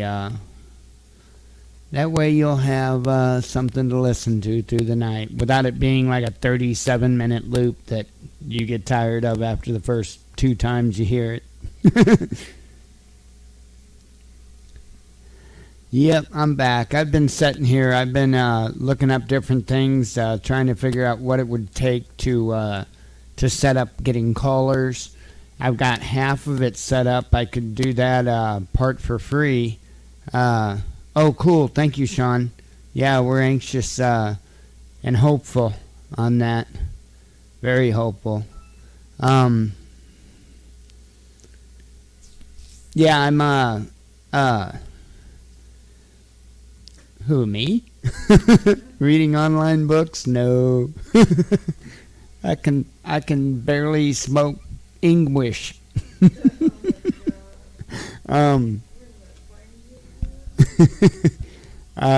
So like I've got half of it set up for getting calls. And I have to set up the other half of it, which is simply, I don't know, I got to find either a free phone call, what they call a soft phone that I can use on the computer, or we'll have to find out about the Skype paid service or something like that. I just have to have a way that I can call from because my they're bringing computer. trailers in with those big light towers and the generators. We anticipate they're going to set up Okay, checkpoints well, I hear out of Peter. Bremer to prevent patriots from coming in should Peter. they do their dirty deeds, which Peter's we back. fully anticipate they'll do in the end. Now, we know that the FBI has surveillance people on the ground. They've done insertions. We actually caught them doing it just the other night. They've moved vehicles in. They dumped people out into the desert, and they've been surveilling, and they've been getting caught.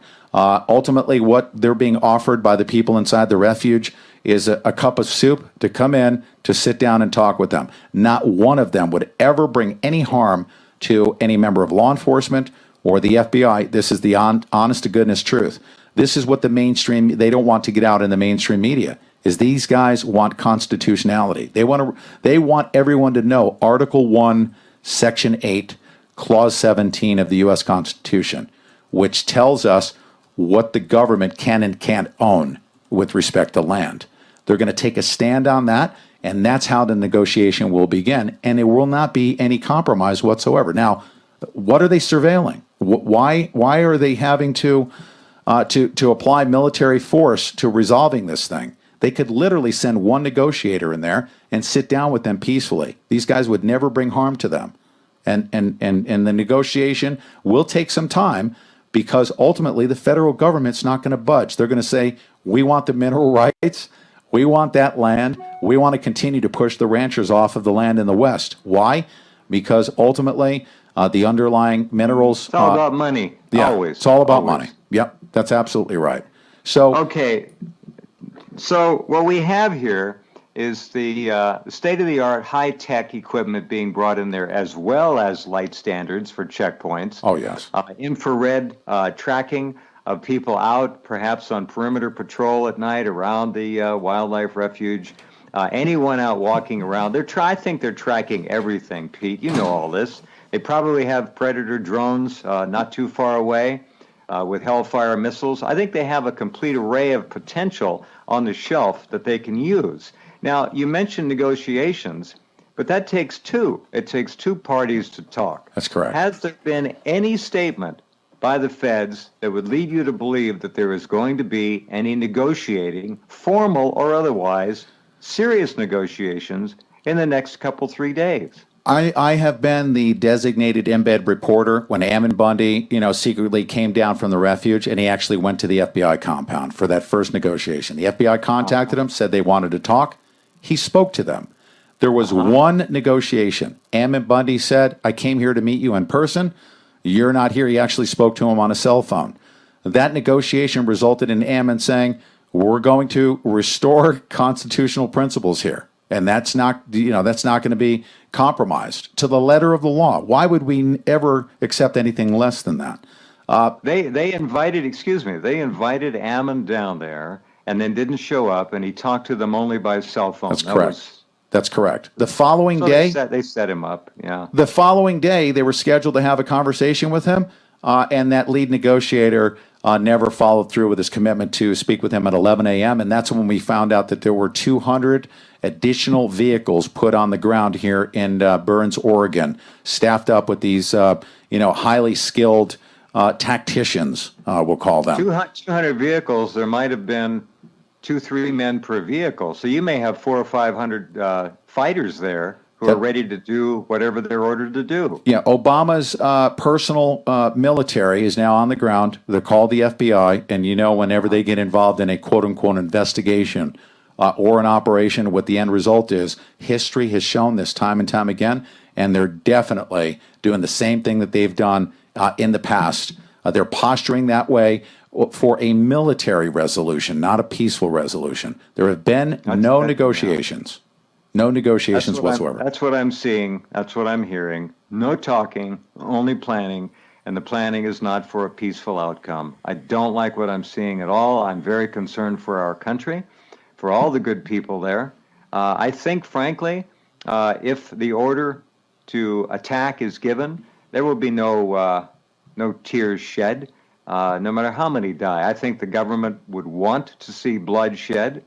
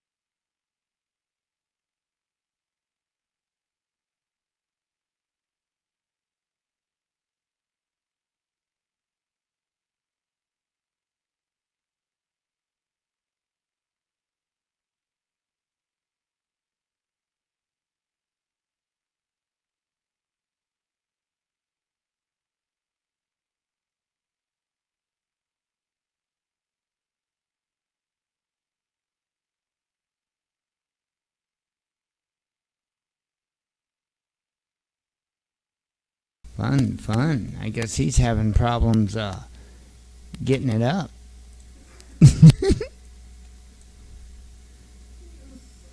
I guess that's what happened.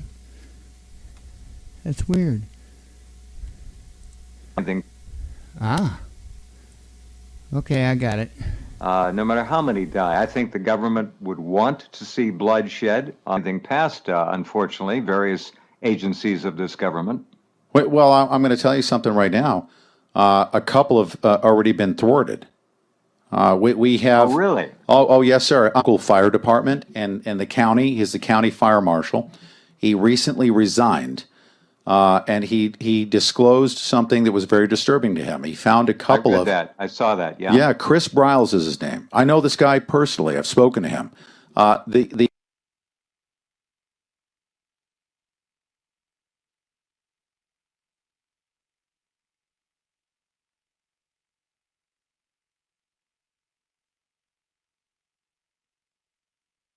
The the FBI covert operative have actually just been adopted by the Idaho 3%.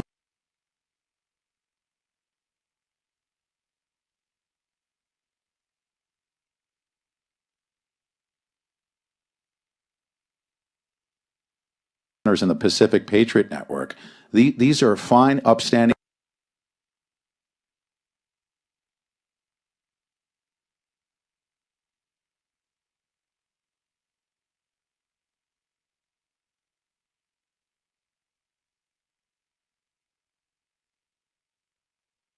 Deciding to do. Well, Chris Briles caught them posing now around at the armory. He was unconstitutional. Finally, this guy, Chris Briles, got fed up and he resigned his position after decades of serving the local community. And he joined this effort to restore constitutionality here in the local community. In addition to that, I caught an FBI agent who was at the gate. I met him personally. I shook hands with him at a protest that I had last Saturday, or a week from this past.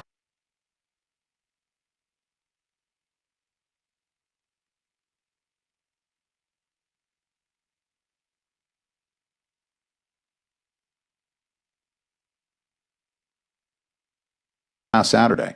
Well, he just so happens to be post this Constitution. They're in violation of it. The federal government is, and these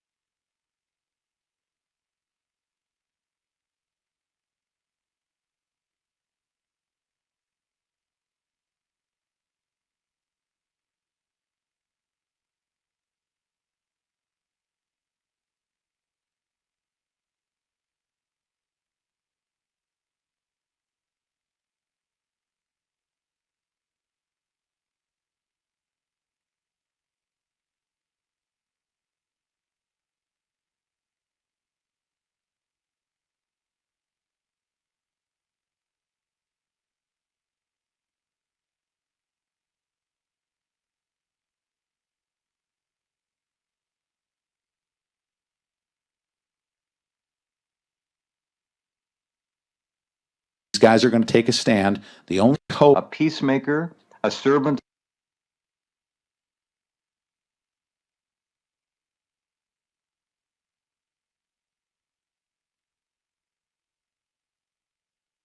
they literally created the federal government. Well, the states.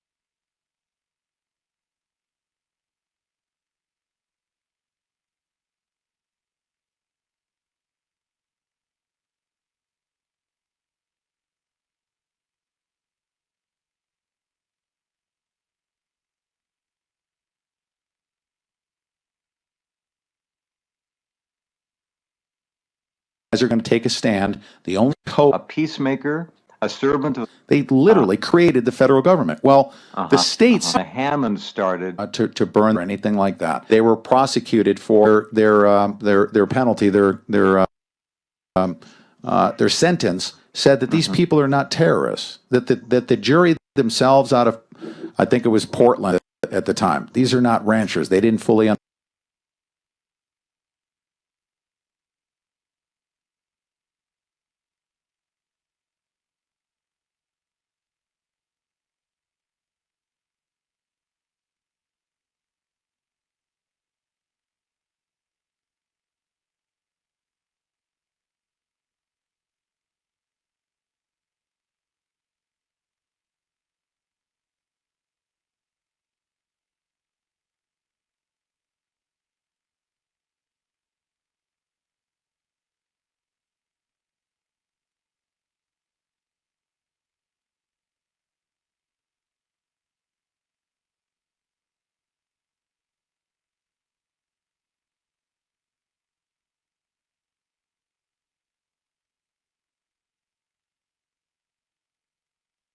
One thing I said earlier. Click on the rinse icon in the upper right-hand corner and order a couple bottles of Royal Velvet, which is a month's supply, and you're on your way to experiencing the most life-changing product in the world. Oh, by the way, to experience just how powerful Royal Velvet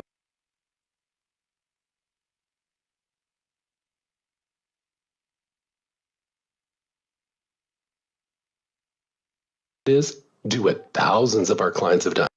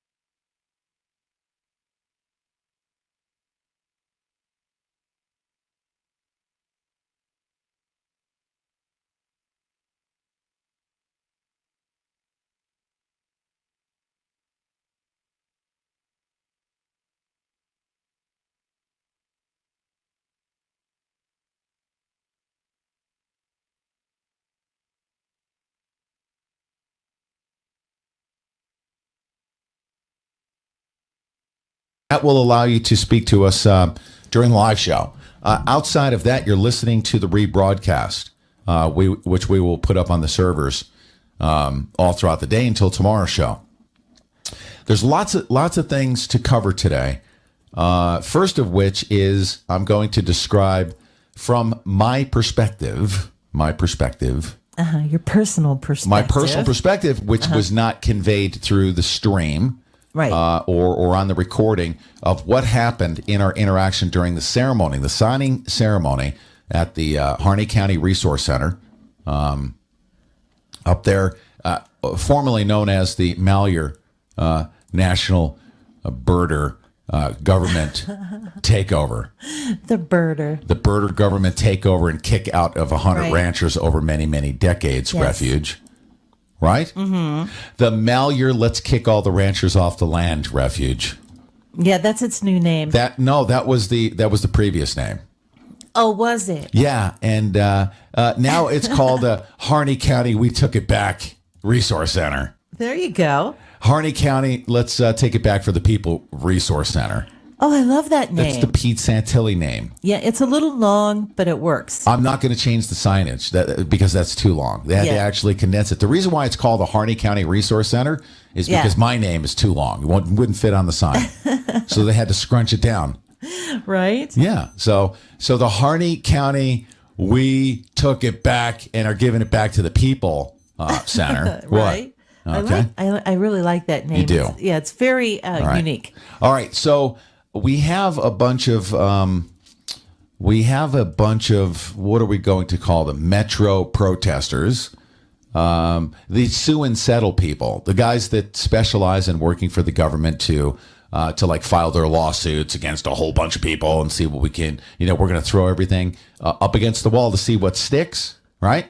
Yes. And then settle out with by adding some BLM clauses in the settlement. Yeah, that's the name of the guy that's Yeah. up there. Yeah, that guy. He's got a long name too. Mr. I'm the bitch of the system, sue and settle guy. What's his name?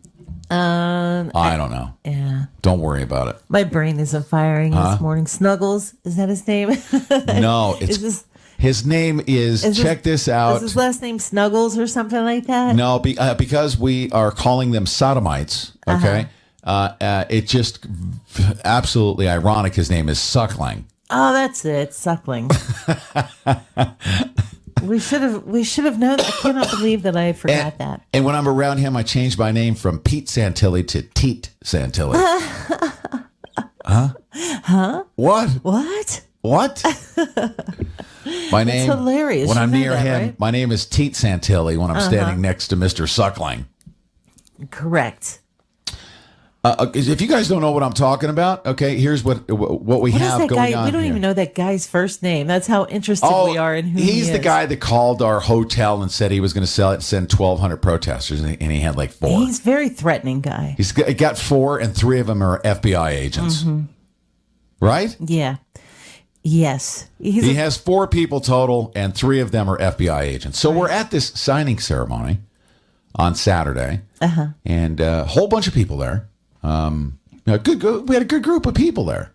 Yeah, we did. And what was funny was that people watching the stream said, "Oh, see, they don't have that many people there that are taking over the refuge."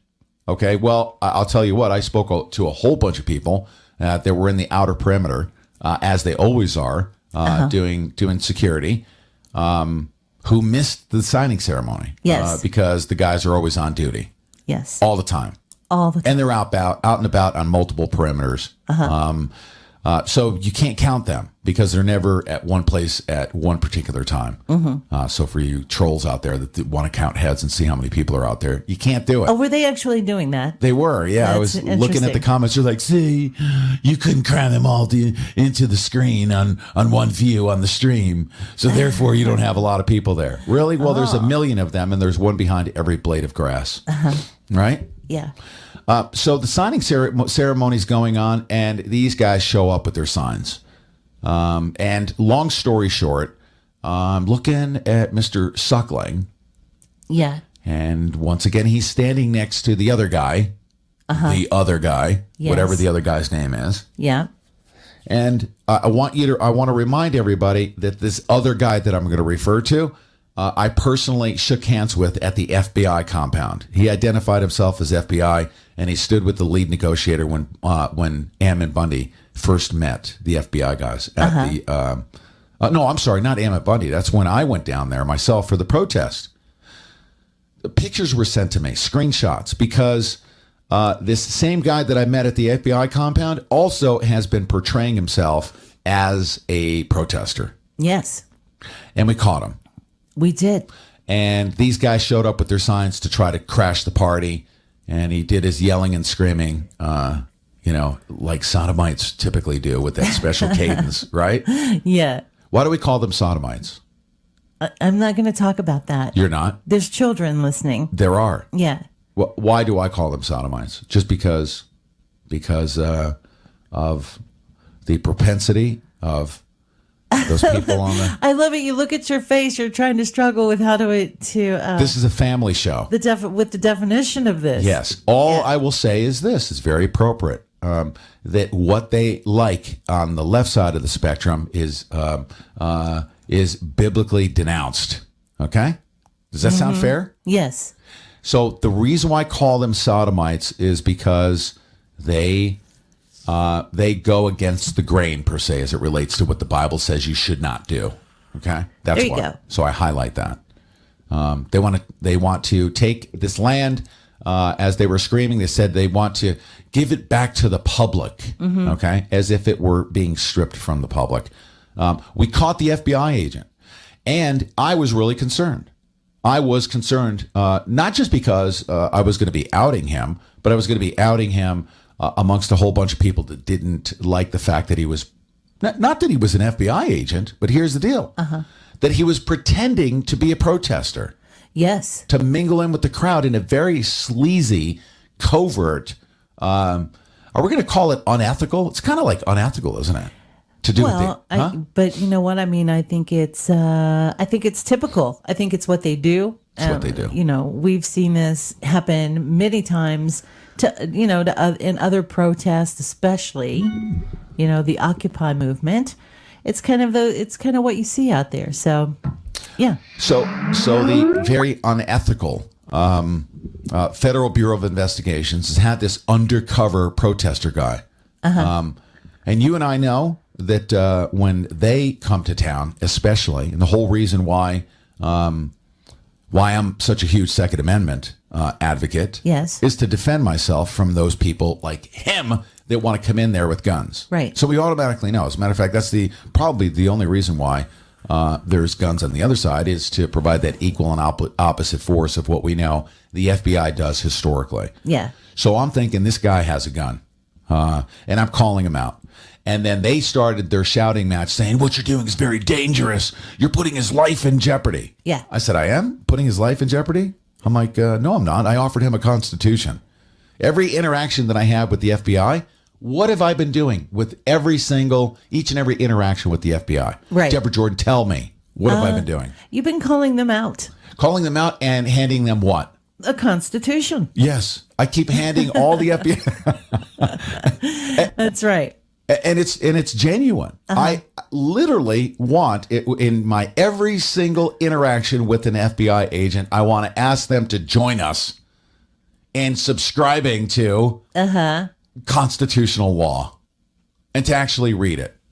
Yeah. And in almost every single case, when I ask them whether or not they read it, what do they say? No.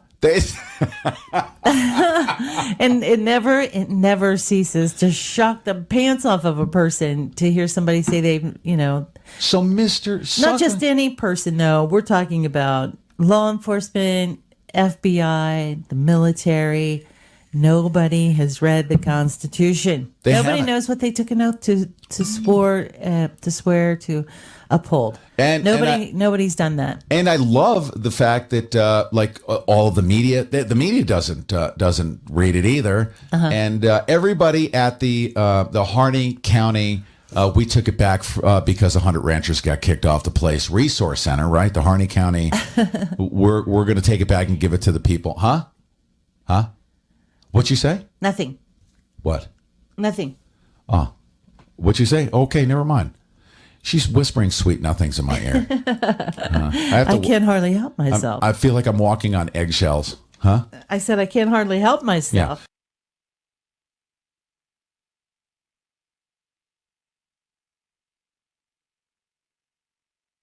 Video.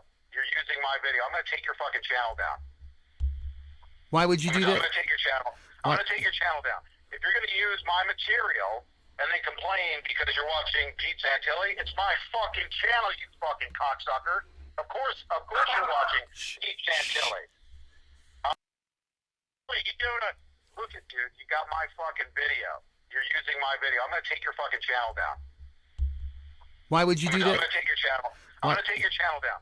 If you're going to use my material and then complain because you're watching Pete Santilli, it's my fucking channel, you fucking cocksucker. Of course you're watching Pete Santilli. Huh? Just send it out on the air.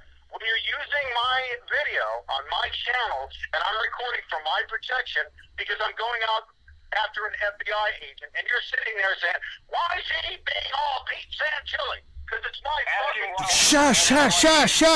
Shush. I'm sorry, Pete. Pete, I'm not talking to you, bro. Pete, I'm not talking to you. Pete, I'm not talking to you, Pete.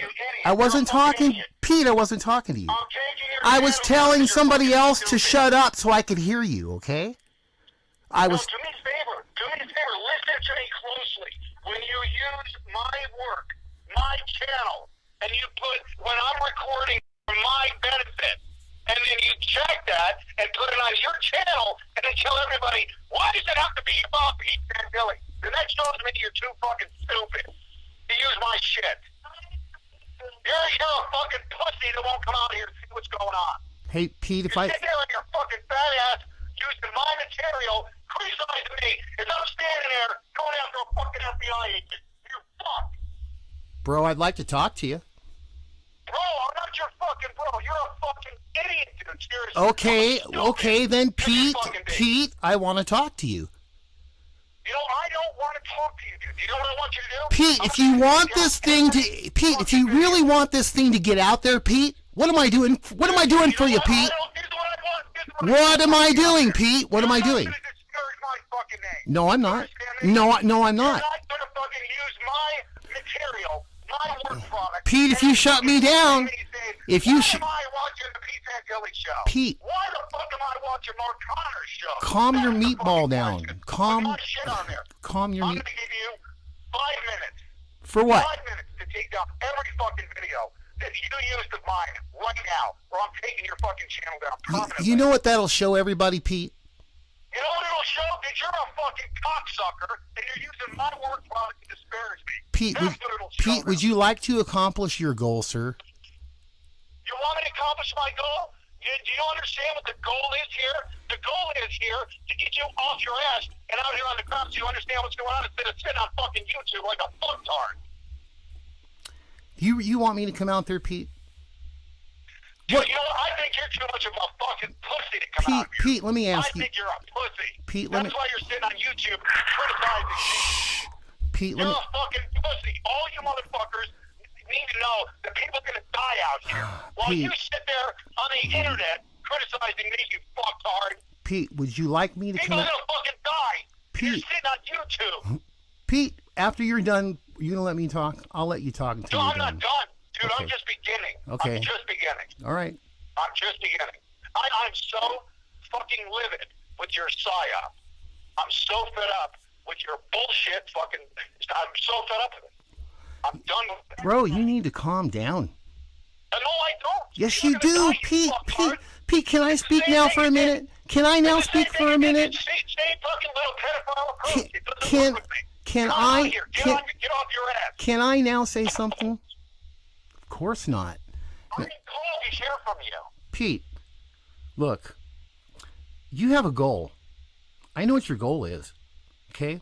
My goal is to fucking stop people like you from fucking the world up. Bro, that is. How can you say that to me? How can you say that to me? I'm gonna say that to you, dude. I just listened to you right now. I just walked in. Ben was watching a video. Listen to you, Pete. Listen to No, you fucking listen to me, you little fucking troll. Listen to me for a second. Pete. We're depending on you, man. Are you gonna hear me out? I've been listening to you. You haven't let me say a word. Listen to me. Oh, I'm gonna say it again because you're not fucking hearing me. I'm hearing it. Go ahead, bro. Okay, let's try this again. Video. Listen to me, fucktard. Listen to me. Okay. I'm using my channel, my video, to back up my ass as I talk to the fucking FBI. You are a scumbag fucking consumer. That's what you are. And you're criticizing me for me backing my shit up for when a fucking gunfire takes place and I outed an FBI agent. You fuck. Pete, may I say something now? Say all you want. Thank you. What more do you need to say on top of that? Thank you. Can I speak or not? Let me know. Thank you, guys. First of all, Pete, let me say something to you.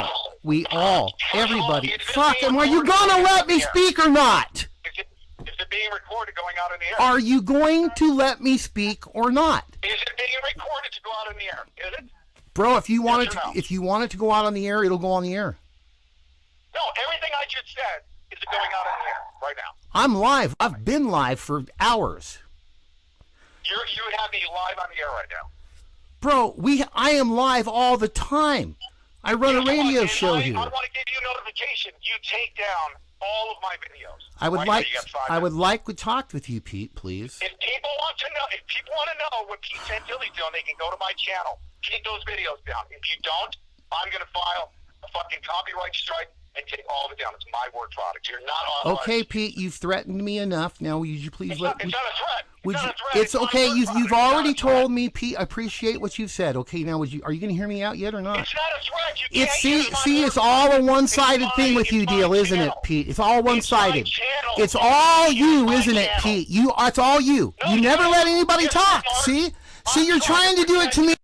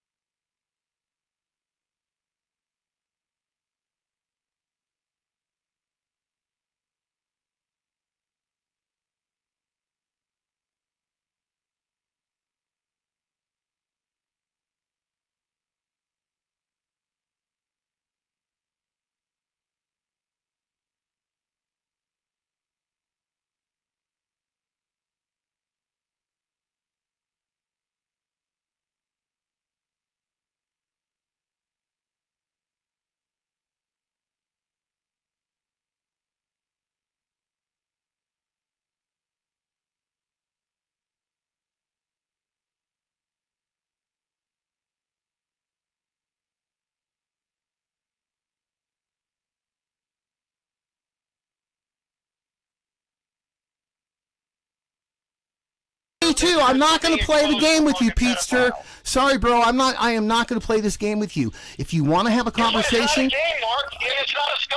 this game that you're playing on the phone with me is a joke. Pete, would you like? Pete, I'm going to hang up the phone if you don't let me talk. I'm going to hang up the phone. Goodbye, Pete. Goodbye. Goodbye, Pete. Goodbye, Pete. Goodbye, Pete. Yeah, go say hello to little kids. Are you gonna let me talk now, or I'm gonna hang up? About what? Yeah. Bro, thank you so much. I appreciate that. I've heard you. Now, please hear me. Please hear me now. Please hear me now. Get me off the air. Please hear me now. I've already heard. I've been giving you guys minutes. Man, I've been so flexible. Please hear me now. Please hear me now. Okay, Mark, let's hear what you have to say. Thank you so very much, Deb.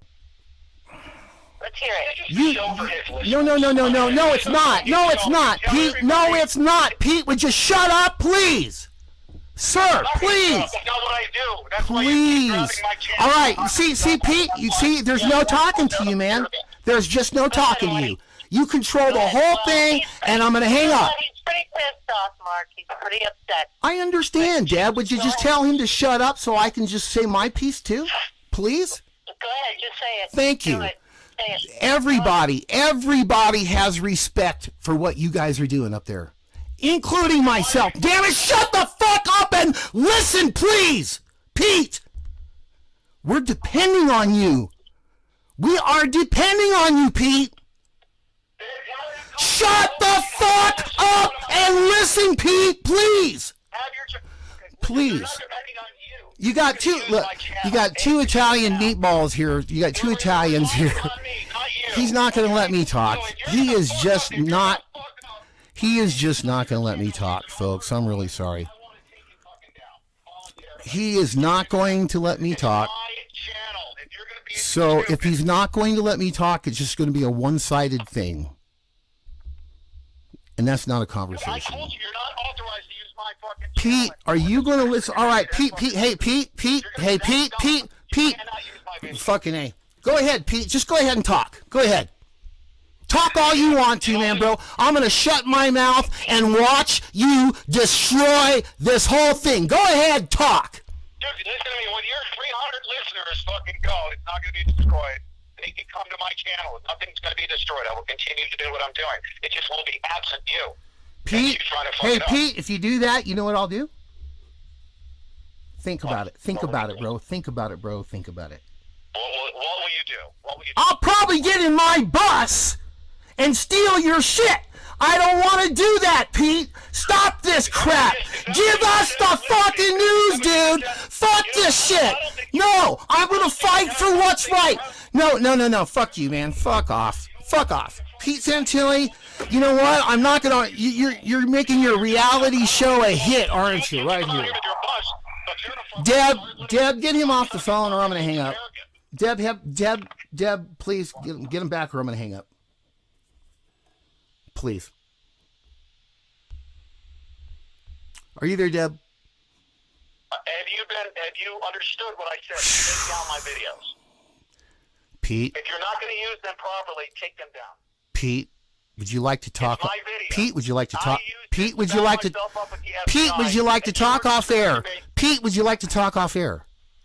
You do not have. Pete, would you like to talk off air or not? Pete, have a good day.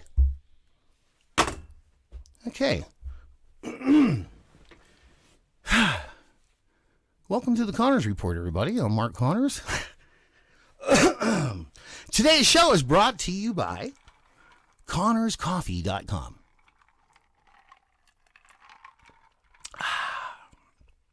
So, is my caller there? Yeah, I'm here. Talk to me, bro. Wow. After that, I don't know. Can I say what I want to say, or should I go what we're going to talk about? No, you should just say what you want to say. The whole damn world's listening to the reality show now. See, and I'm not going to have any more to do with this. If he goes after my channel, then he's calling me out. This is the infighting that I was talking about. Is no good. Yeah. No good. Well, okay, guys, stand by, you guys. It's all exciting tonight on the ConnorsReport.com. We'll be right back after this.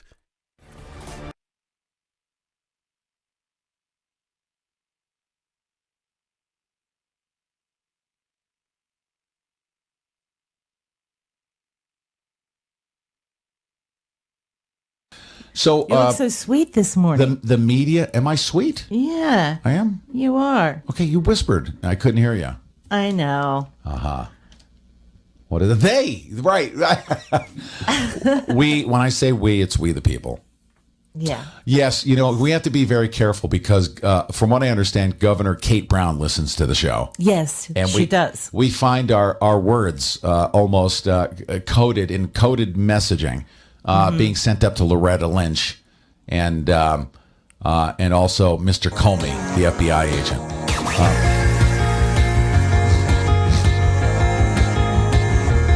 All right, so we're going to finish the story and come back and talk more right after this. You guys don't go away.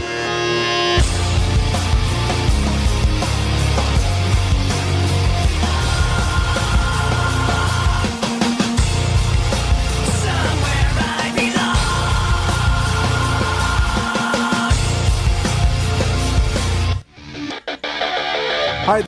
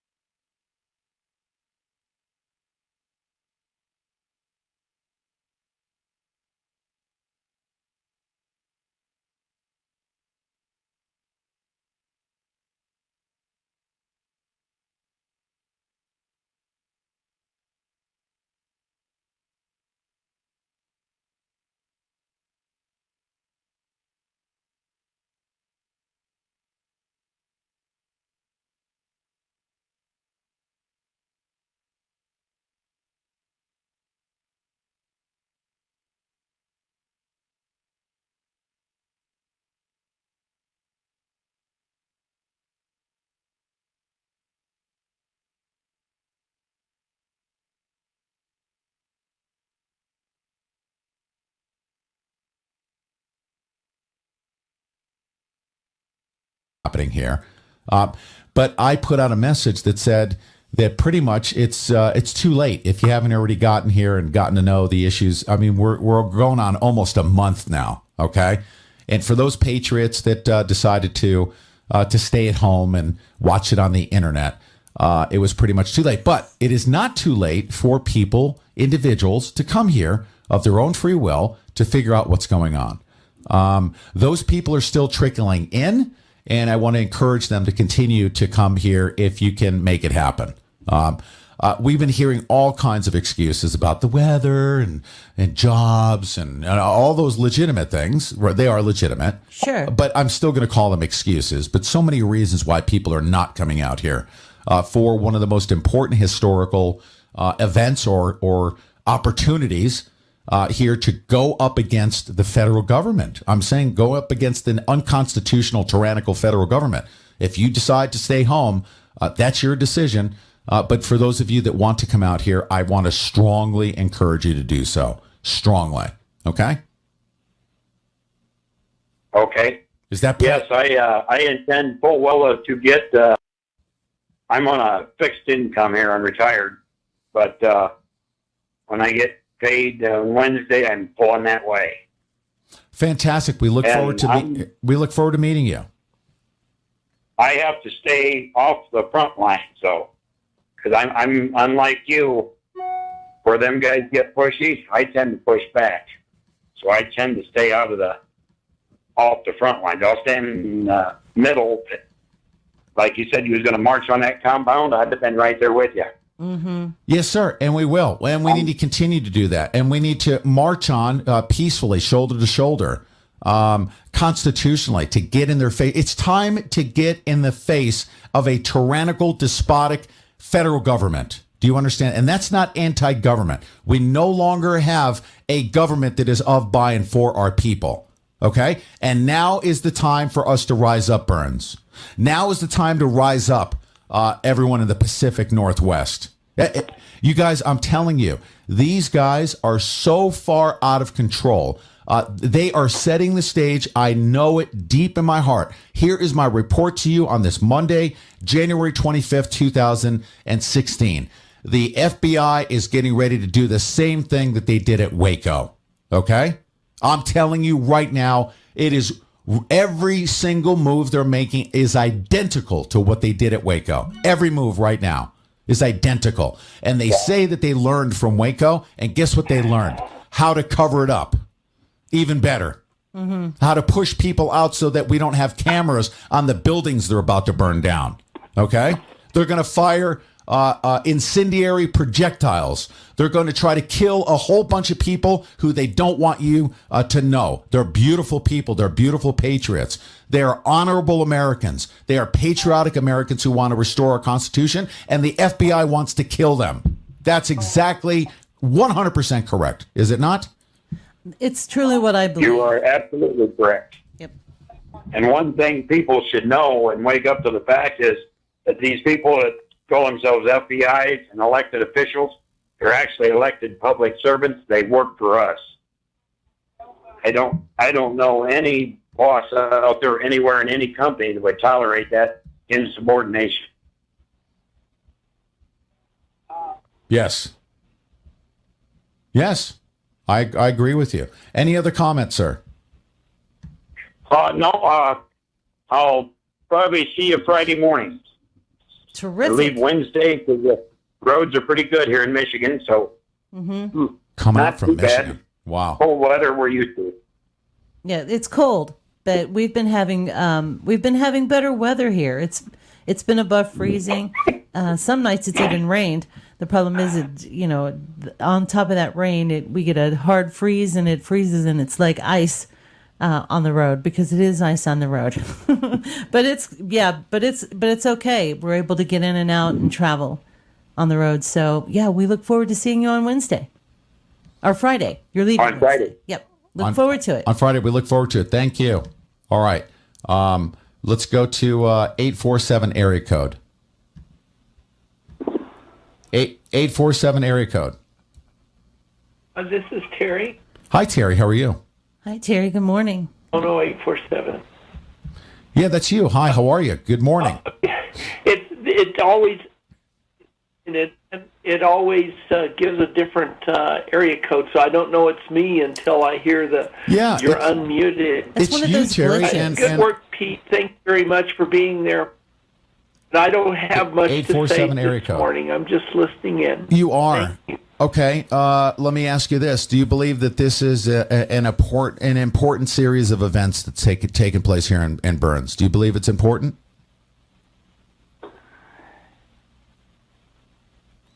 Absolutely, and everybody should be paying attention. It's a shame that not all people are, but the Denver's going to the Super Bowl. Oh boy! Yep, there you go, Terry. Everybody knows that's about right. that. The Denver and the Pats, right? That's right. As the whoever's going to the Super Bowl, I don't even know. I haven't even been paying attention to it. Shame on me for not paying attention to it. As that's happening, guess what's taking place? I'm going to read, and this message goes out to somebody who I believe should be in handcuffs for many different violations of law. At minimum, he should be removed from office. For violating the judicial code of conduct here in the state of Oregon. His name is Judge Steve Grasty, and his telephone number is as follows. You ready? 541. Everyone write this down, and you call him and respond with me. I'm going to respond to his letter. 541-573-3071. And you tell him that you are an insider of the United States of America, that you live in the USA. I want Americans to call and tell him that you're calling as an insider of the United States of America. And he needs to stop calling people outsiders because we live in the US of A, and he doesn't have the right to do what he's doing unconstitutionally here in Burns, Oregon. What he did do was absolutely right as follows. He sent out a press release, and it's January 25th. Harney County community meeting has been canceled. Okay? Mm-hmm. He did the right thing because the terms of his meeting were unconstitutional. And this is what he said. It is with a heavy heart that I feel the need to cancel the community meeting scheduled for January 25th. No, ladies and gentlemen, this man is heartless. He doesn't have a heart. There is no heaviness in his heart. This guy is a Luciferian. Okay? He's an unconstitutional, evil man who has for 20 years had run not this country, this part of the country with his heart. He's run it with an iron fist. Okay? He says, it's with a heavy heart that I feel the need to cancel the meeting. Preparations to protest and block entrance to the senior center have led me to determine that it's time to take a time out. So he got word that we intended to not attend the meeting on his terms. Right. We intended to protest it on the outside. Mm-hmm. So although it was right for him to cancel the meeting, he did so to circumvent and to quash our freedoms of speech. Mm-hmm. So instead of having a meeting on his terms, which were unconstitutional, he decided to focus on those people that should ever dissent and to take away that meeting so that they couldn't do that. Okay? So cancellation of this meeting seems prudent in order to maintain the safety of our community and everyone in it. Really? Is that what you do? You take away meetings for safety? No. Is dissent now unsafe, Deborah Jordan? Well, that isn't why he canceled his meeting. And we know it. We know why he did. Why did you listen to Paul?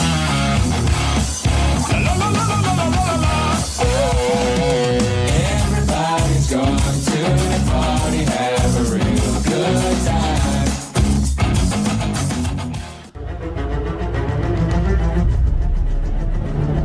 The stock market is crazy. The chemtrails are spraying us with their chemicals. It's time to think about what is important. Most forget just how important life is. Life Change Tea removes toxins, chemicals, parasites, and bacteria that store up in your body. It cleanses you and gives you results in hours.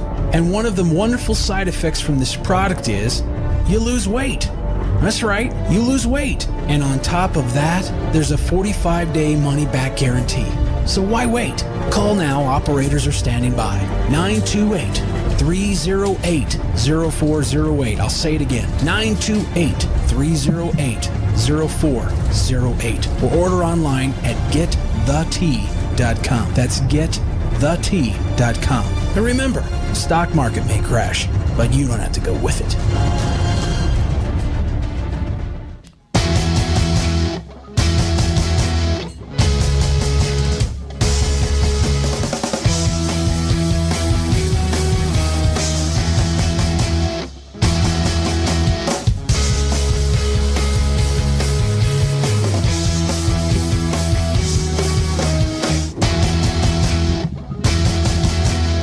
Okay, so here we are.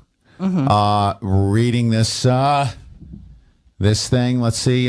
Cancellation of this meeting seems prudent in order to maintain the safety of our community and everyone in it. And because an open and honest conversation cannot take place in this type of atmosphere.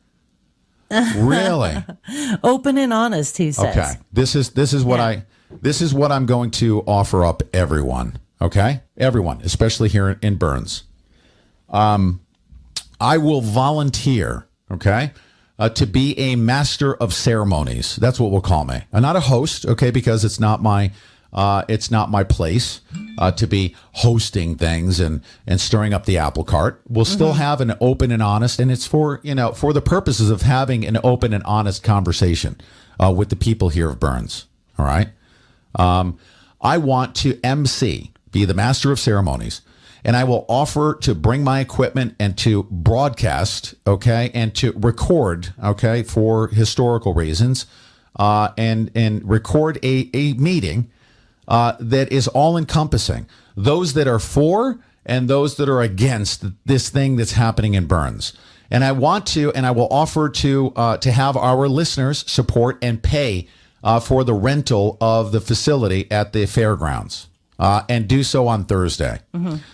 Thursday, what's a good time? Let's do Thursday at 5 p.m. You want to do Thursday at 5 p.m.? Oh, I think that's when all the ranchers are all feeding their... At 5 p.m.? I think so. Isn't that when they're all doing their feeding? Okay, well, you guys set a time, and I'll be there. If somebody wants to get that facility, I will pay for it. I will pay for it. Our listeners will actually pay for it. If you wish to do that, or I can help sponsor that meeting for those. If you want to do it, if you want to rent the facility for, let's say, 3 or 4 hours, if you wish to do that, we could certainly do that. I think the point is that we are encouraging the community, the real community, the people, for somebody on their own to step up and have their own meeting, and invite the judge to be there, sitting in the audience just like everybody else, and having his turn when it's appropriate. Yeah, this Judge Nasty, Mr. Grasty, I also want to invite you to show up there. Yeah. Okay, except this time, this is what I will do. I will show you how to handle the microphone and the crowd so as not to stifle dissent and run a meeting with an iron fist. Okay. I will show you, as the master of ceremonies, how to run a meeting that is all-inclusive and constitutional. And I want to invite you to come to address the questions that I have for you. And they're going to be very pointed questions, not harassing questions. It's going to be questions like, sir, what do you intend to do to address the ethical violations, the judicial code of conduct for the state of Oregon? This judge puts up he sticks his chest out when Ammon Bundy shows up at the high school when he has the microphone. Right. Let's see how he performs when he has some tough questions by a radio talk show host like myself, who knows better, who has documentation now of his corruption. Right. Okay. Will he face the scrutiny, or will he run and cower as an unconstitutional coward? I'd like to invite Judge Grasty. I'd like to also invite the sheriff himself, who has basically just stripped himself naked of constitutionality and surrendered his uniform to the Federal Bureau of Investigation, all of his authority. I'd like to invite the judge and the sheriff to come to that meeting, as well as those people that are basically suckling right on the teat of the establishment. All of you BLM government employees, you're welcome to come. You can stack the room. I want to also invite all the people that are very supportive of this effort to restore this community not back to normality, because normality and normalcy, okay, is unconstitutional here in Burns. We don't want to restore normalcy here in Burns. He keeps saying that he wants to bring us back to normalcy. And we keep saying that that means that it's still corrupt and still unconstitutional and still has people in jail against their will wrongfully. Right. Okay? Here's what he says. I'll finish reading the letter if I can. My goal for these community meetings has always been to create a forum where Harney County residents can come together to ask questions and talk with one another during the difficult time. Guess what? They ask you questions. Like they ask the sheriff questions. He doesn't answer them. So in this meeting on Thursday, if you guys should invite me to come do this, let's rent that facility. Let's ask questions. But at this meeting, here are the rules of engagement. Those questions need to be answered to the public, because these public officials are required to answer to the public and be held accountable to the public. Okay. So if somebody wants to rent that meeting room at the fairgrounds, and let's pack the house with people for and against, let's have a conversation, and let's. What are we doing? What is I'm this? sorry. What are we doing? You want to talk to me? No, go ahead. Okay. Go ahead. All right. Let me see. Let me see the little piece of. We're writing on Chinese wrappers here. Hold Well, on. I had to take notes. Fortune cookie wrappers. I don't even know what it says. Right. What does it say? Nothing. It's not important. We'll talk about it during the break. I literally have a fortune cookie wrapper that you just wrote a I note know, on, I'm and my eyesight's going It's bad, all I especially had. first thing in the morning. It's all I had. All right, that's okay. Just tell me. Here we go. Yeah. Did you say there was a 727 area code? There is. Okay, on the line. We have a couple of special callers, so we're goofing off in the background here. I don't have one. You actually have that ability to unclick that. Did you know that?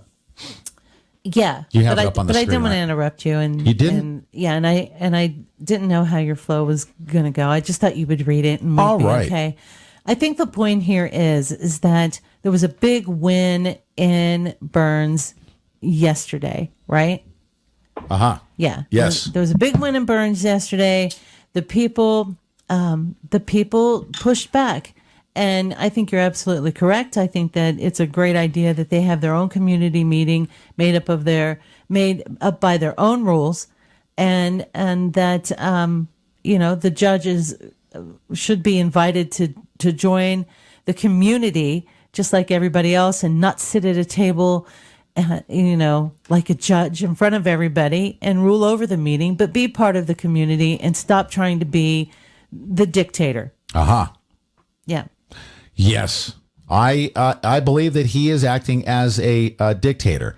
He says that these are the people who elected me. Okay, and by the way, they never expected that for I think how many years, for decades now, that this judge would be running the place with an iron fist, setting up his infrastructure of control, including appointing a sheriff that'll just be his little biatch. Well, the people are afraid not to elect him. They're afraid, I mean, can you imagine? This guy knows who's voting for him and who isn't. If you had any sense in this town, you're going to vote for Judge McNasty. You're going to, because if he sees that you voted otherwise, he's going to make your life miserable. And that's what they do here. Yep. And ladies and gentlemen, if you figure out a way to unmute, I have to block you, okay? Because we have people that want to be disruptive to the show, and I need to run our show like Judge Nasty and to be tyrannical. Listen to you. I need to kick you out of the meeting. No, but please apply some courtesy. Let's go to guess who's on the line. Amos. Say hi to Amos. Hello, Amos. Amos. Hey. How are you?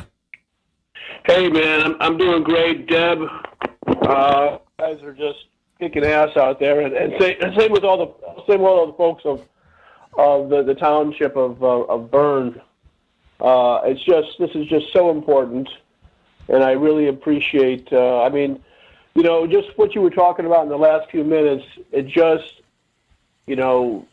reminds me that this is why and I don't want to blow my horn or anything like that, but I mean, this is, I can't do what you do, and, you're helping these people out, and you're fighting for this country, and these people, I tip my hat to this town for standing up and doing what they're doing for America. Now, like I wanted to say, though, I kick in what I can to support you. And you do, and we appreciate it. Yes, we do. And you represent us quite well, I think, as you go here and the things that you're talking about. Anyway, I'm sort of babbling, but I just wanted to say that and say thanks, and I'm basically just listening. Yeah, no, thank you so much. Thank you for your support, and you reminded me. Okay, when I back off on this, then unfortunately, our expenses are up and our donations are down. If I'm not mentioning it enough, everyone needs to realize this. We're going day to day here. Here's how we're measuring it, and thank you to all of our supporters that have been helping. I say offset the cost. This is not a profitable venture. I'll say this: all of your money will go towards us staying out here. Go to the PeteSantilliShow.com/donate. And Amos just reminded me of that. And Amos, thank you very much for all of your support. Amos, for a long time, has been a supporter of our show and has been carrying the weight for those people that have not. If you have not contributed, if you have the means to contribute a lot, that's a good thing. It'll go towards our expenses, which are a lot. Okay, it's a lot. Hotel rooms, all of those expenses, car rental, lots of stuff. Please help cover by as a listener supporting this medium, and it's an important one. The independent media is bypassing the mainstream media, because guess what the mainstream media is doing? The mainstream media is hijacking my live stream, trying to defend the FBI, like Giselle did from NBC. Mm-hmm. Okay. And by the way, they're also recording stuff out here per their mandate by the FBI to be here on the ground recording stuff. But guess what they're not doing? They're not reporting. They're recording, but they're not reporting. They're not sending their footage up to their masters up at the front office. The stuff is not making it to the mainstream media. The mainstream media is here, ladies and gentlemen, but they're probably CIA and FBI agents that are just milling around gathering data and sending it to the FBI trailer. Right. That's why they're here. Mm-hmm. Okay? So let's run the independent media the way it needs to be, truthfully, honestly, without any collusion. Let's get over to the top of the hour, and we'll be back with your calls right after this. Go to the PeteSantilliShow.com/donate. Because we're listener supported. Do you like what we're doing out here? You like the investigations we're involved in? You like us holding them accountable? Please contribute. Hi, this is Mike Adams, the Health Ranger, the co-founder of TalkNetwork.com, with a question and answer segment from our online store that you'll find at store.talknetwork.com. The question today is, what's the difference between chlorella and spirulina? Well, both are single-celled microalgae superfoods that are very rich in chlorophyll. But spirulina is much higher in iron, so it tends to be used by women who need to replenish their iron stores. Chlorella, on the other hand, is useful to both men and women because it's loaded with chlorophyll, it has chlorella growth factor in it, CGF, and it also contains enzymes, vitamins, and minerals, all in their plant-based form, their bioavailable form that your body can easily assimilate. It's much better than synthetic vitamins. With Pete Santilli and Deb Jordan. Finally, talk radio that doesn't kiss corporate ass. Ha ha! Yes! Score! Score! This is TalkNetwork.com.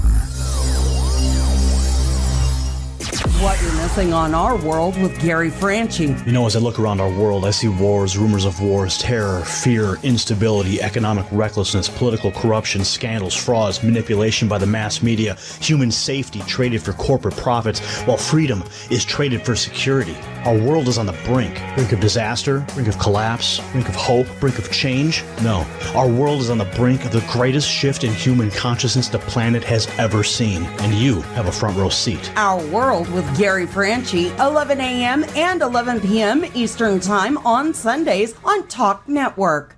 I'm Mike Adams, the Health Ranger, and I've just launched a whole new line of survival and preparedness gear called Ranger Gear. No way! Yes way. It's a whole new line of survival gear that can help keep you alive even if you're overrun by crazed college students. We want our safe spaces! I'm talking about paracord bracelets with safety whistles and fire starters right on the bracelet. Awesome! Can we burn down this campus with it? I'm talking about self-charging, solar-powered LED lanterns that you inflate by blowing it up with your own breath. Did you just say we could blow something up? I'm talking about an emergency fishing kit wrapped in paracord attached to a carabiner that you can carry anywhere. Why teach a man to fish when we're all living off the government? Yeah, and I'm talking about an extreme multifunction survival shovel with different tools embedded in each section of the handle. Can we use it to dig up all the dead bodies left by the Clintons? Find all this Ranger gear and much more at store.talknetwork.com. Many people have experienced the benefits of drinking all-natural Life Change tea. The unique blend of 8 herbs helps detoxify your body so you can live a healthier life. Numerous testimonies have been given about the benefits of drinking Life Change tea. So, are you drinking Life Change tea? Interested? Log on to getthetea.com. That's getthetea.com. Many are so impressed with our product, they order a year's supply. And why not? When they do, they receive 2 months free. That's a $70 savings. The body is meant to heal itself. Sometimes the body just needs a little help. Get the tea at getthetea.com. That's getthetea.com. Or call us at 928-308-0408. That's 928-308-0408. This is not an ordinary green tea and is not available in stores. This tea helps with digestive problems, acid reflux, high blood pressure, high cholesterol, and as talk show host Jerry Doyle says, it'll make you as regular as a baby bird. Enjoy your life. Get Life Change tea at getthetea.com. I especially want people of Burns to put their hands up, right? That's right. In excitement, with enthusiasm, all right? And let's freaking raise your hands in the air like you just don't care.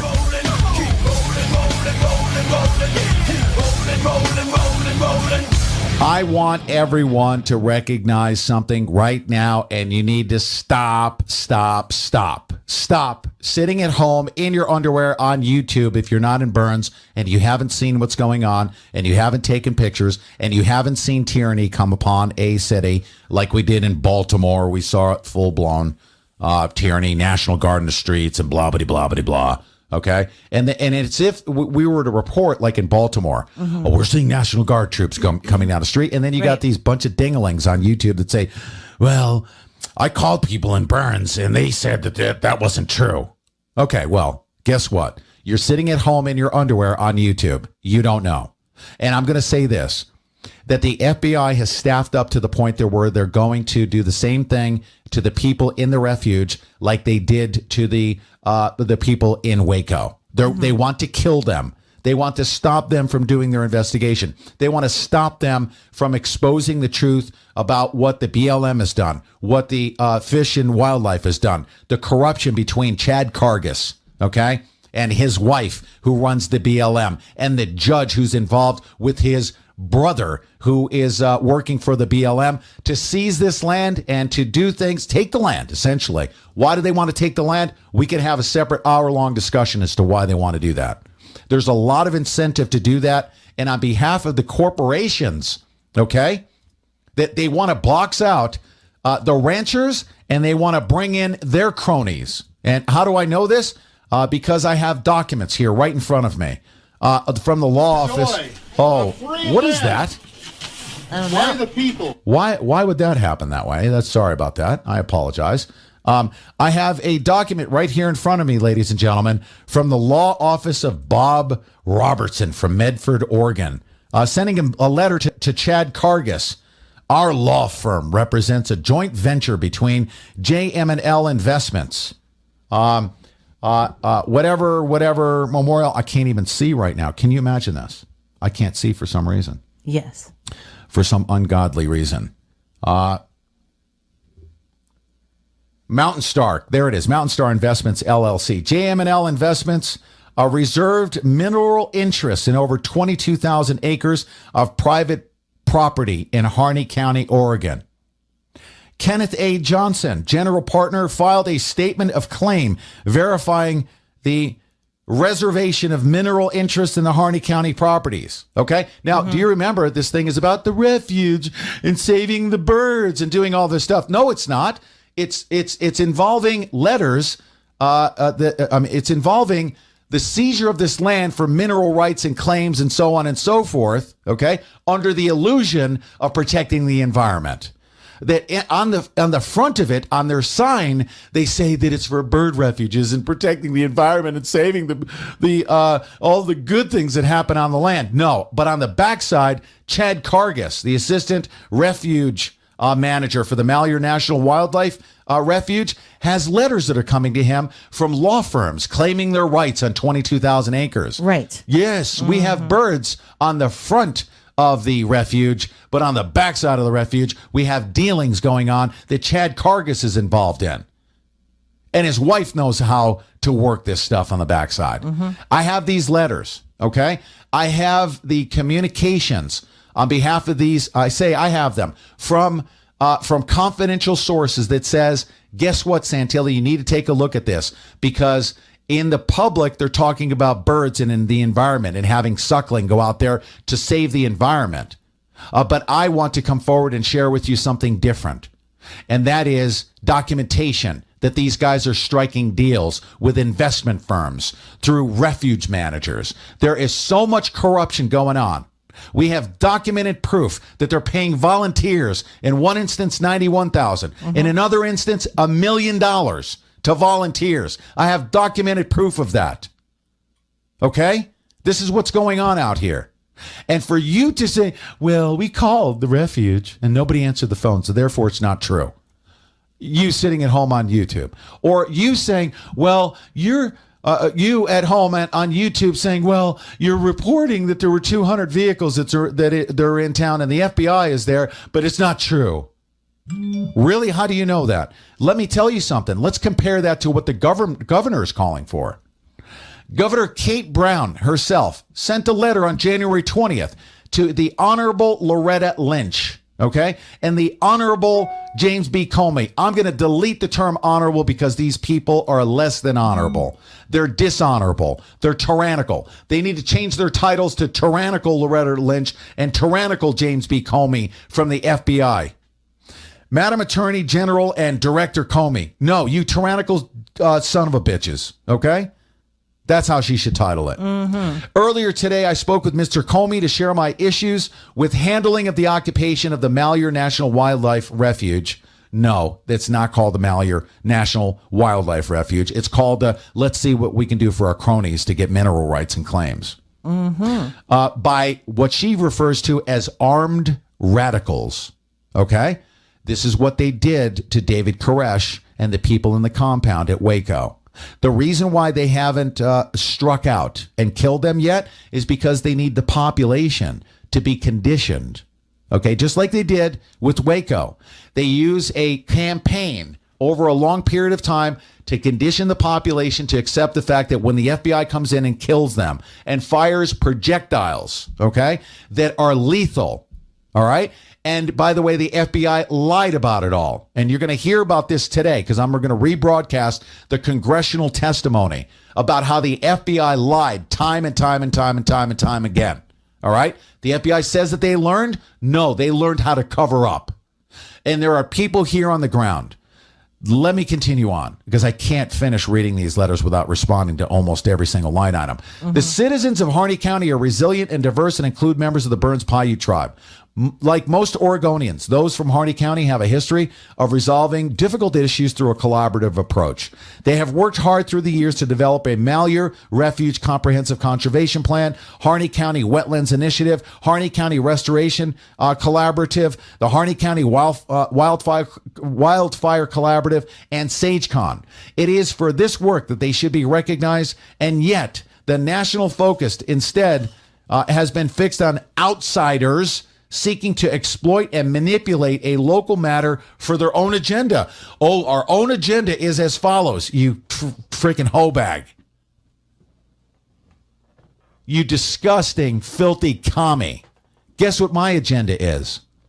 Constitutionality. Article 1, Section 8, Paragraph 17. What is a hoe bag?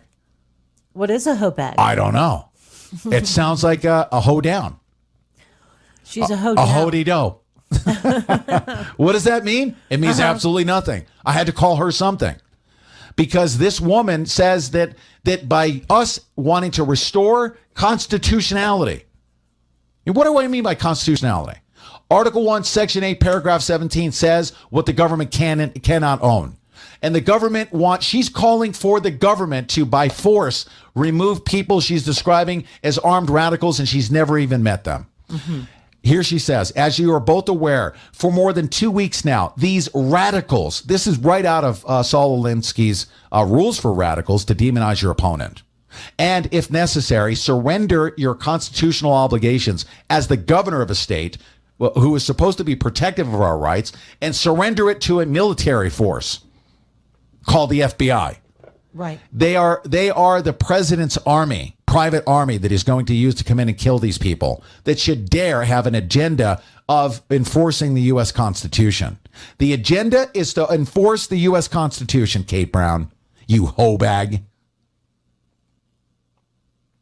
And Judge Nasty, same thing to you.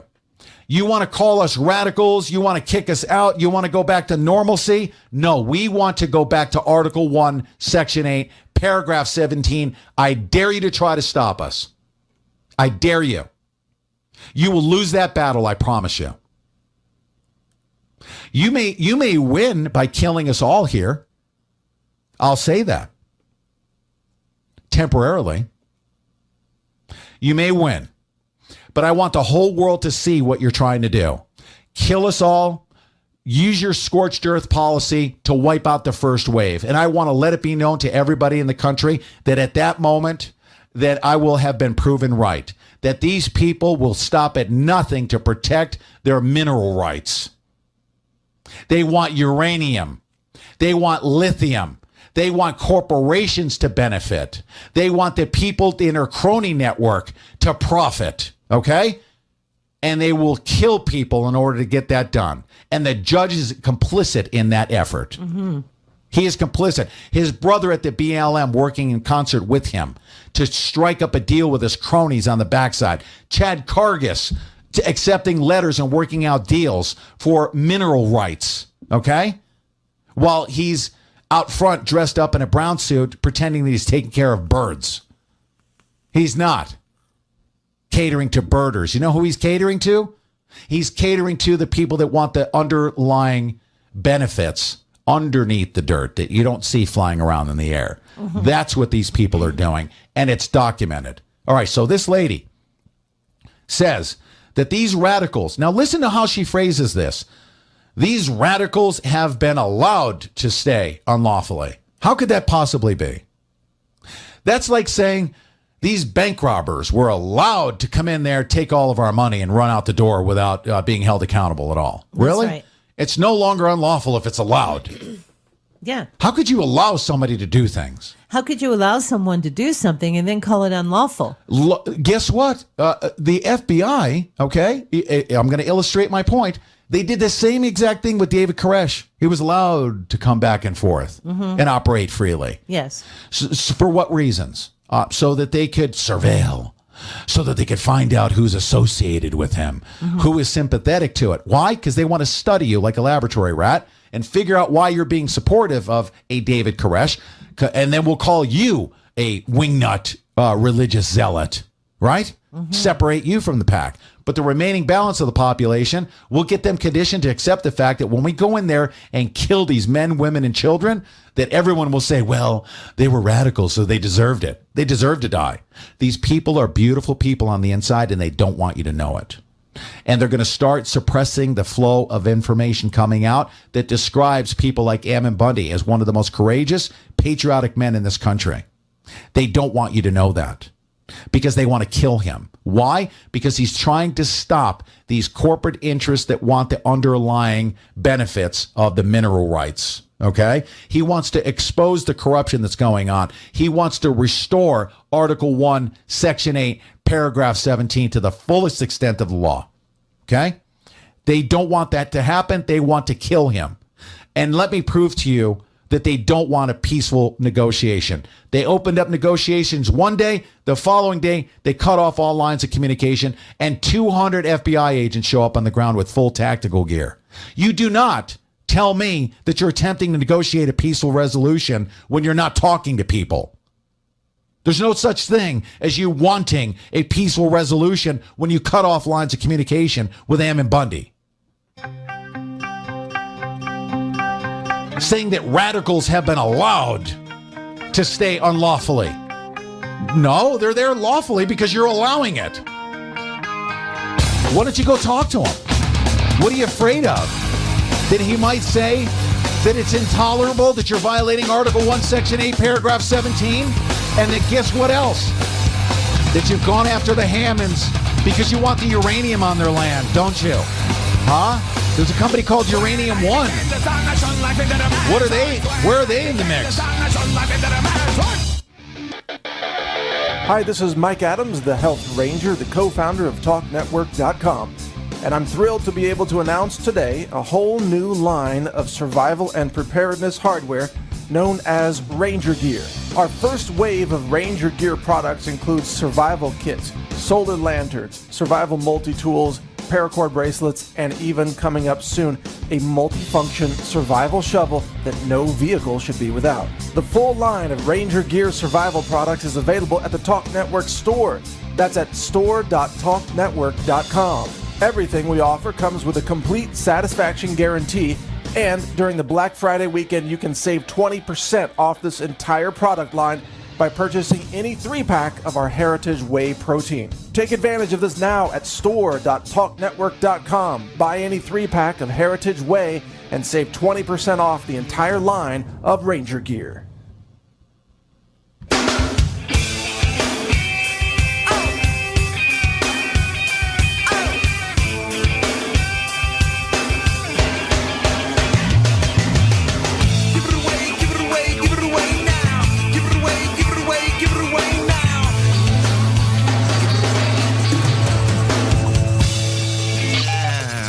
Okay, I'm going to state this again, ladies and gentlemen.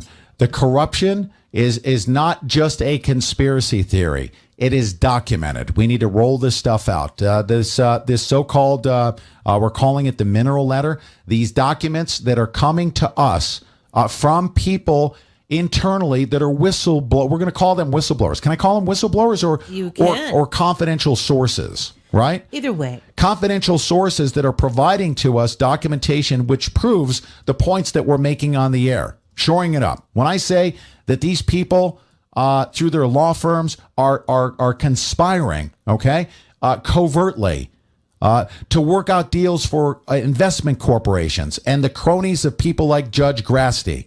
This guy has so deeply infiltrated through corruption to sink his hooks into the profitability of these people getting the underlying mineral rights on this land that they're boxing out ranchers. They don't like meat, okay?